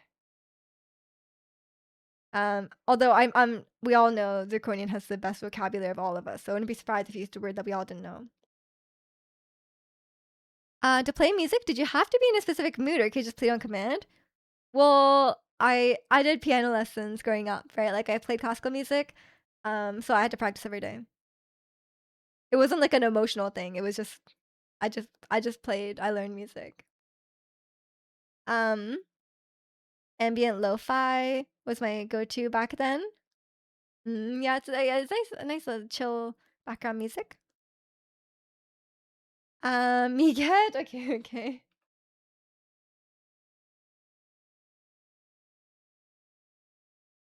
You can tell by our impressive bookshelf that Miju is highly educated. Yeah, love reading. I'm actually reading a book right now though.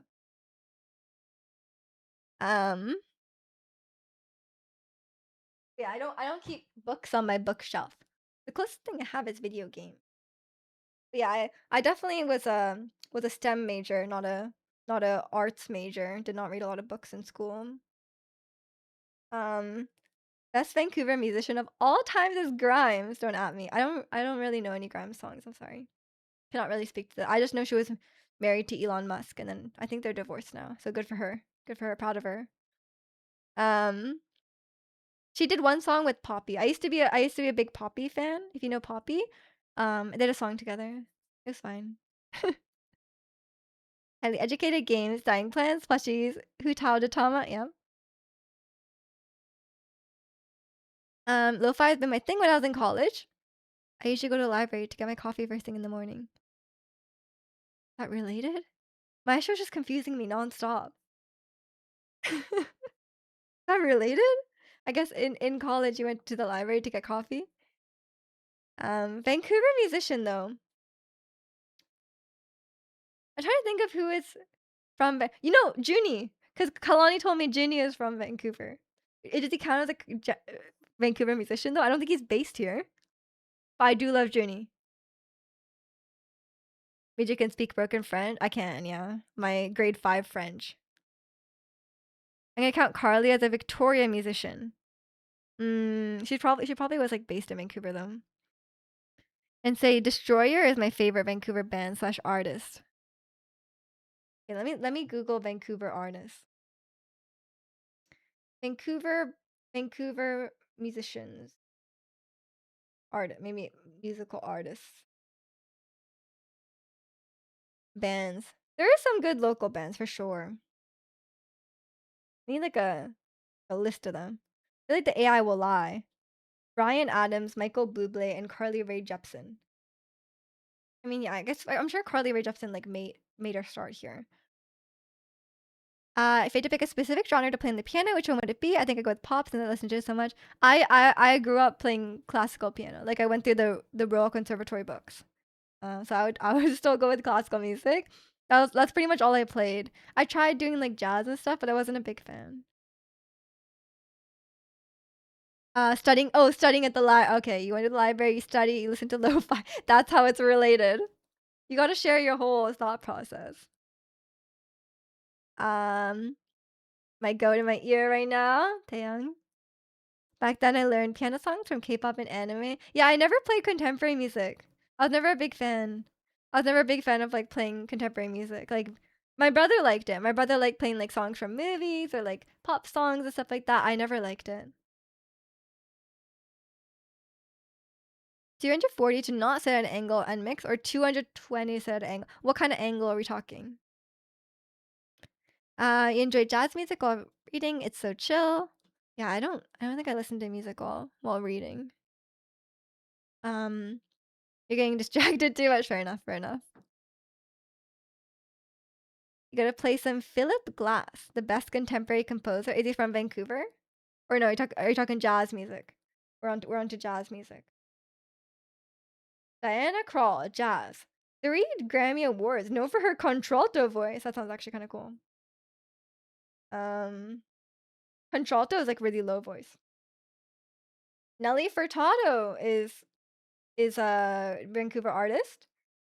Josh Ramsey, lead singer of Mariana's Trench. Mariana's Trench. That's a throwback. DOA punk rock. I don't know if this AI thing is lying, by the way. The New Pornographers, indie rock. Mariana's Trench, Black Mountain, psychedelic rock. I don't think I've heard of these. I've only heard of some of these.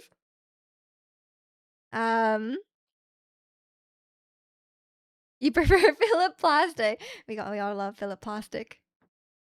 How do I describe the ang? I don't know. Maybe draw a picture for us. Wendy is a Vancouver artist. I thought she was on the East Coast. I thought she was Toronto when she lived here. Promiscuous Girl was a classic. Is that Mariana's Trench? I don't know enough about that. I've definitely heard of Mariana's Trench. Because they were like were they like pop punk? I don't know. Japan Droids are from Vancouver. Okay. Yeah, I feel like you know way more. I feel like you know way more Vancouver artists than I do. That's Nelly. Oh, Nelly Furtado. Okay. With Timbaland. That must have been a while ago, huh? Nelly Furtado. Yeah, she had that one song that was really popular. And I guess yeah, Michael Bublé. Michael Bublé. Everyone knows. I was watching like I can't remember who it was. I was watching some YouTuber that was like, "Oh, my favorite artist is Michael Bublé." I know. I was like, what? Um, and they were like I think it was like a TFT player or something like that. I was like, damn, I feel like TFT players and Michael Bublé doesn't seem like there's a lot of overlap, but it does. Does playing a certain genre of music feel different from just listening to it? For me, the feeling is actually quite similar. I don't know. I don't know. I'm sorry, man. Um, I don't think I was putting much feeling into my music. Sorry. I'm more of a play. I like the technical aspect of music, and I like improving. Playing more difficult pieces.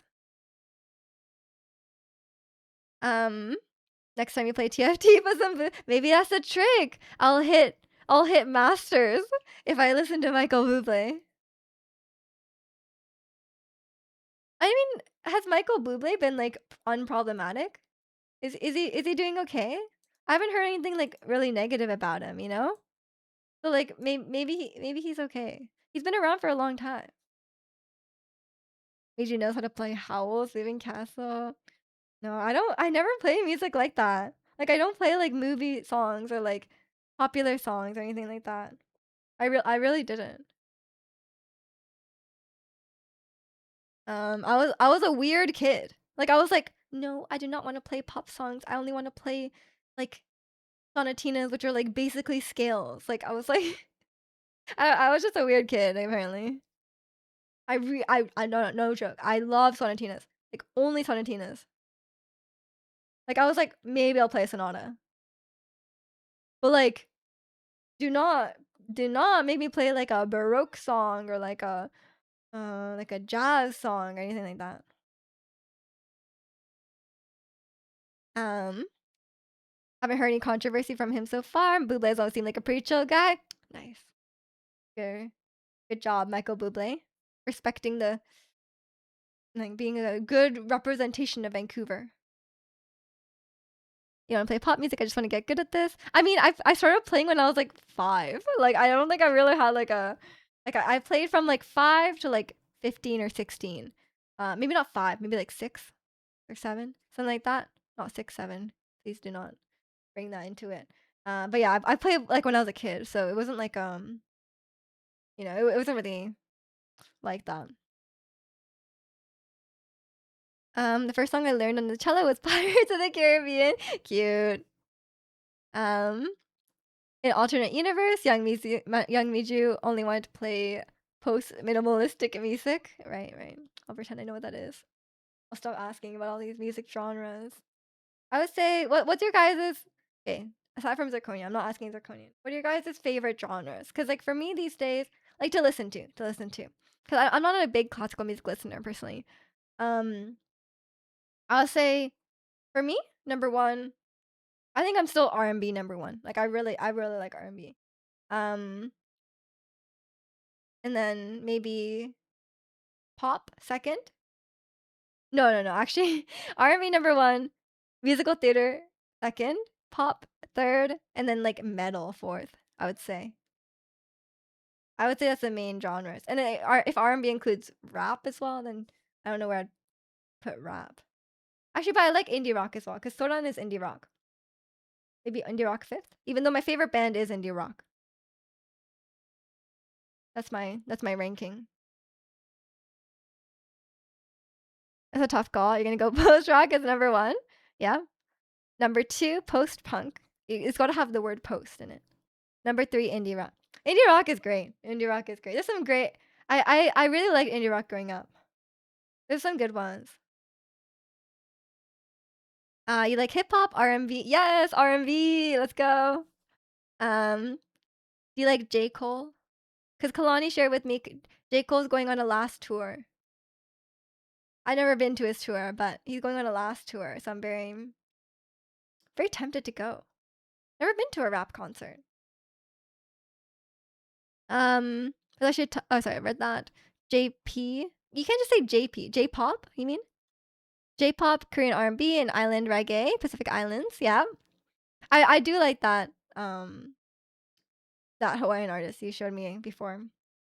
Secondary is like K-pop, emo, screamo, and R&B. I mean, you can just say R&B in general. Like I feel like you're like K R&B and then R&B. Like I feel like you could just cheat and put R&B together. That's what I did. And welcome in Kenshin. You don't have an anime song playlist. Get out of here with that weeb nonsense. But yeah, welcome in. You can list your genres if you would like. But if anyone says anime music number one, actually Kalani does say J-pop number one, which I guess includes anime music. Fine, it's fine. What was your ranking from your Spotify? I didn't use Spotify till like later last year, so my I didn't have like a proper thing.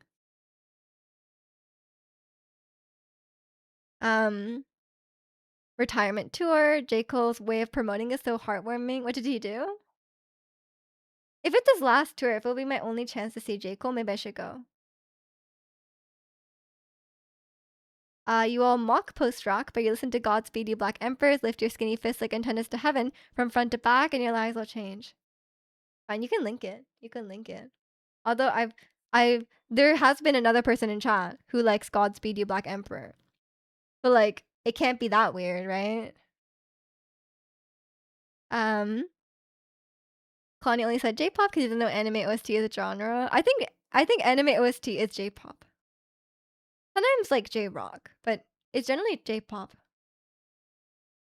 Cause like the popular anime songs usually chart in Japan, like on the normal J-pop charts. You have a whole playlist of nothing but anime songs and OST. Of course you do. I think anime music is part of J-pop. Most singers who do anime songs have some songs that are not from anime, and I think most like popular J-pop artists have done an anime song at one point or another as well. It's just like a part of the landscape. I like thinking that anime music is actual legitimate music, but I mean most of the time it isn't. What makes something not music? What do you mean legitimate music? And the songs are both J-pop and K-rock? You mean J-rock? Does city pop fall under J-pop? I don't know. I'm sure it could if you wanted to. I think genres are kind of made up anyway. Depending on the artist, like some like Yoasobi, Vandi, etc. were first. Everyone's getting K and J confused. K-pop, J-pop artists. I mean, yeah. I don't think generally people are just like an anime artist, right? Like I think usually they just hire like popular Japanese artists to make the songs.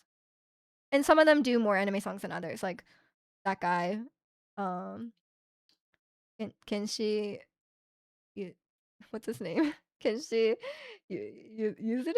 No, that's not right. Yoneze. Um, you listen to more rap, hip hop, for the Japanese variety. That's popular too. Yeah, you got a playlist of illegitimate music, right? Pirated music. It was people are pirating these anime songs. Metal/punk for me, but also some electronic and reggae sometimes. Yeah, I think metal just hits. I don't know. I'm a secret non-secret metal fan. And I think like there's a lot of overlap as well, right? Like it's like a lot of metal can like kind of veer into rock, and then like rock can be like has metal influences, like stuff like that, right? Um, J Rock Q. Yeah, everyone's typing J and K all over the place. You haven't heard K Rock, do I? I'm sure it exists. He does a lot of anime music. Yeah, that guy. Metal hits there. Yeah, something metal just feels very satisfying to listen to because it's like heavy. It has some weight to it, and usually the vocalists are quite good. I mean, at least from what I've heard. Miju likes Ado and Yosobi, so she likes anime music. I do like Yosobi. I don't really listen to Ado that much, except from like the ones you show me, but she is a great vocalist. Um, but I don't listen to her music that much. Japanese metal is clean though. I haven't actually listened to too much Japanese metal. I know there's some really great Japanese metal bands for sure. Yeah, I like Kenshi. Um, used to listen to a lot of Porcupine Tree, which counts as prog metal/rock. Don't know them. Anyone who enjoys K-R&B gotta listen to Automatic Remix. Wait, can you link it? The song for me on BB. Wait, I don't know this. BB's in it? Can you link it on the Discord if you're in it? I do. I love K-R&B. The long song. That's okay. I mean, I listen to metal music. Some metal songs are like 10 minutes long. Like they need to chill out with that. Um, German music eats though, especially German rap. Really? Never heard that. You heard Epica? Not sure if that counts as metal. Is that Japanese metal? J Park, Chancellor, BB, Hoodie. Wait, they're all in this song. Wait. Oh, I guess they needed the space for everyone to sing. So if it's that long, they need to fit everyone in. Otherwise, they'd all get like. Although like sometimes K-pop songs. Speaking of K-pop, like apparently like in the Blackpink comeback, like some of them barely got lines. Also, I think it's been more than 10. Um, although I liked Go because no offense, Lisa barely sang. Sorry. Um, Lisa number one Lisa hater. Not actually. I have nothing against her personally. Um, when you get a chance, look up the group called 257ER. I mean, you guys just join the Discord and link your songs. They have a music channel. Um, Automatic Remix Goated, dedicated to true K&B fan. Okay, I gotta give it a listen. I don't know about this. Lisa Hay. No, I like her as a person, and don't worry, I've watched the Swallow dance many times. Many times. I love her, but she's not a singer. She's not a singer for sure. As someone who likes vocals, like you can definitely tell when someone's not a vocalist.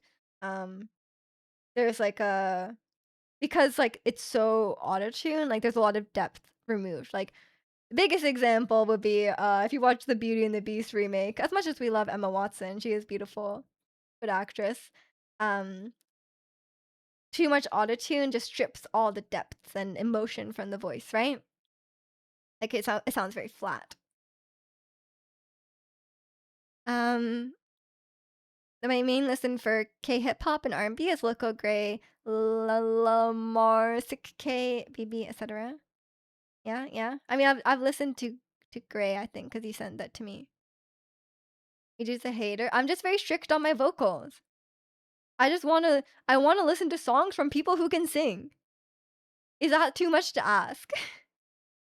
I don't think that's too much to ask. Um,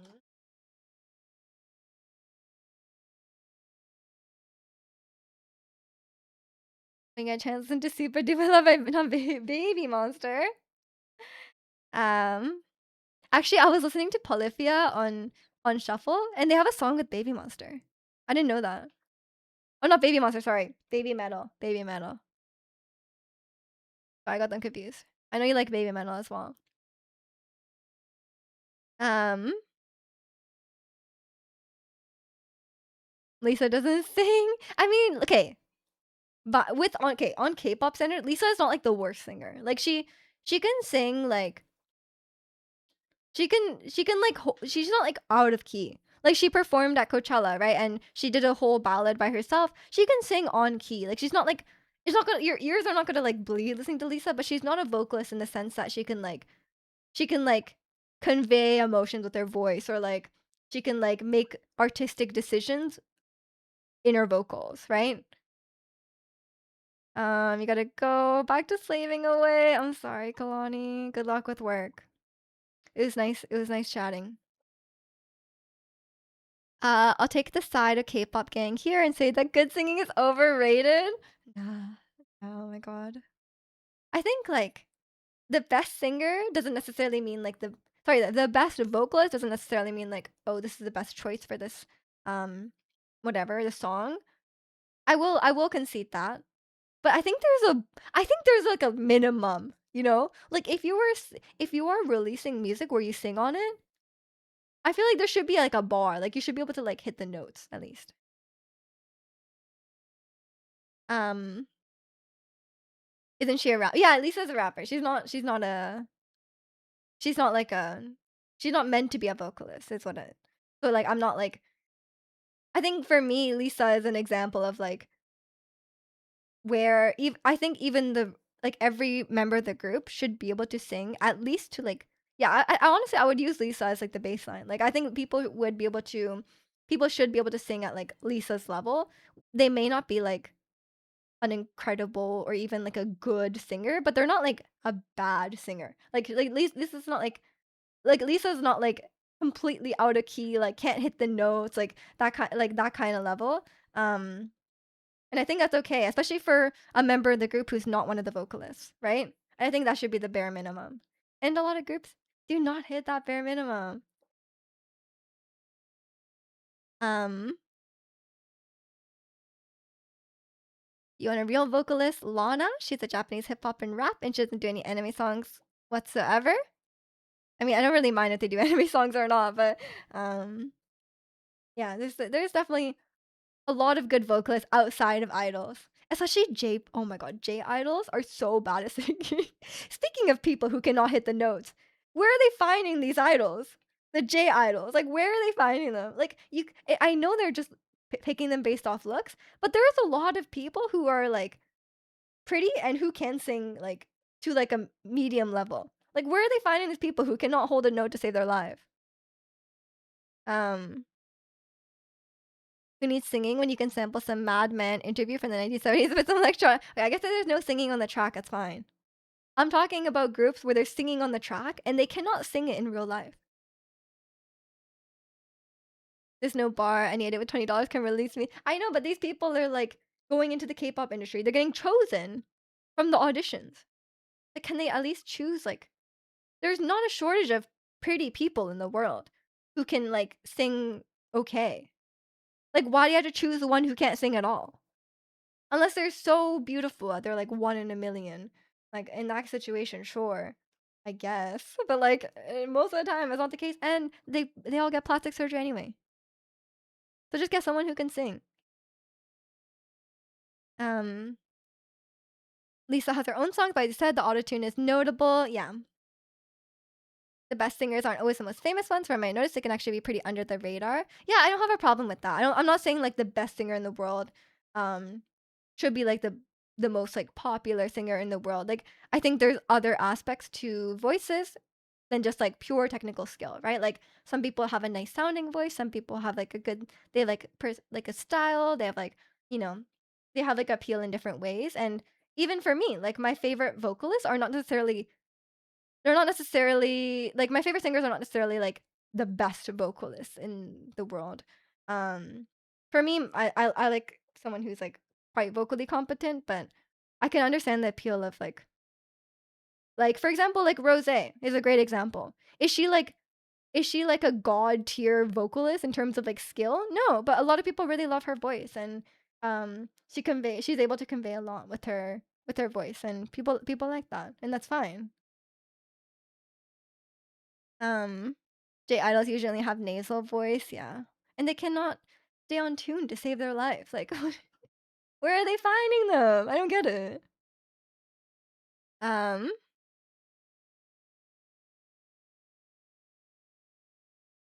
Michi going after Yosa? No, I didn't. Kalani left for work.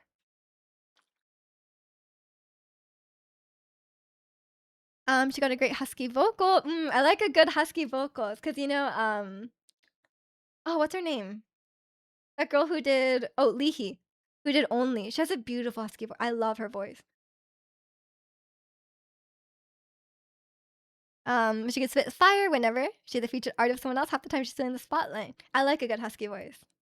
But as someone who has like not a husky voice at all, I like the sound. I think it's really nice. That's also something that that you don't hear much in K-pop. Speaking of like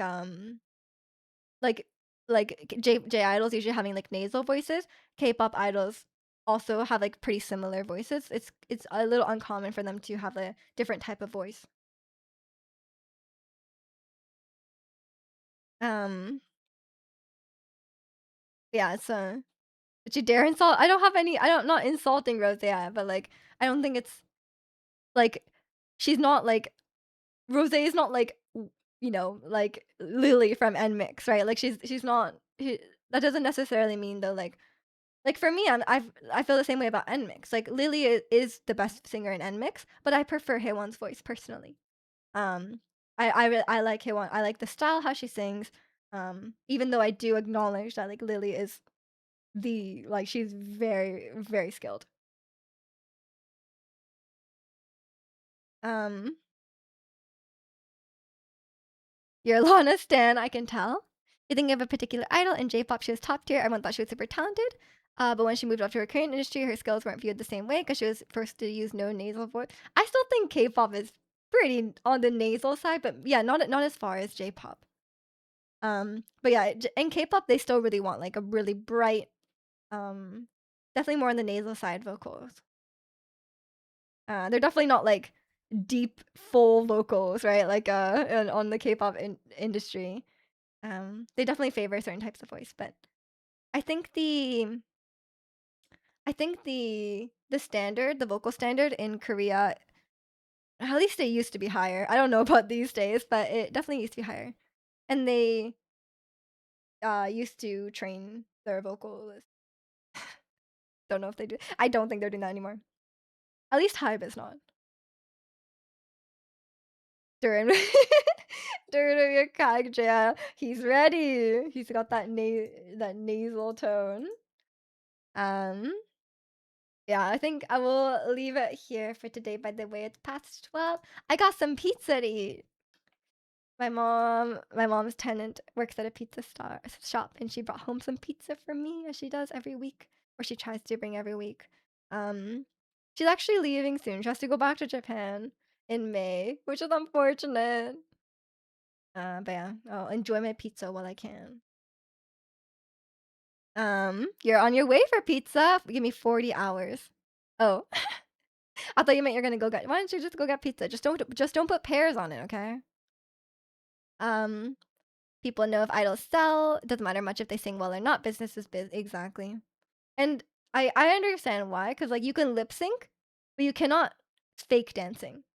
Use mangoes, not pear right, that's better. That's better, yeah, don't make your own pizza, just order one. Yeah, I gotta eat my pizza. Okay, but I will leave it here for today. Everyone enjoy your lunch or dinner or whatever meal you have next. Um, I'll be streaming I'm not actually sure I'll be streaming this Wednesday, I'll see. But if not, I'll be streaming on the weekend as usual. Saturday, Sunday with some yapping. Or maybe we will start Resident Evil 8. Who knows? Depends if I feel ready to game again after being scarred from Metal Gear Solid. Your next meal is breakfast. Oh no. Sorry. Not a snack? Bedtime snack?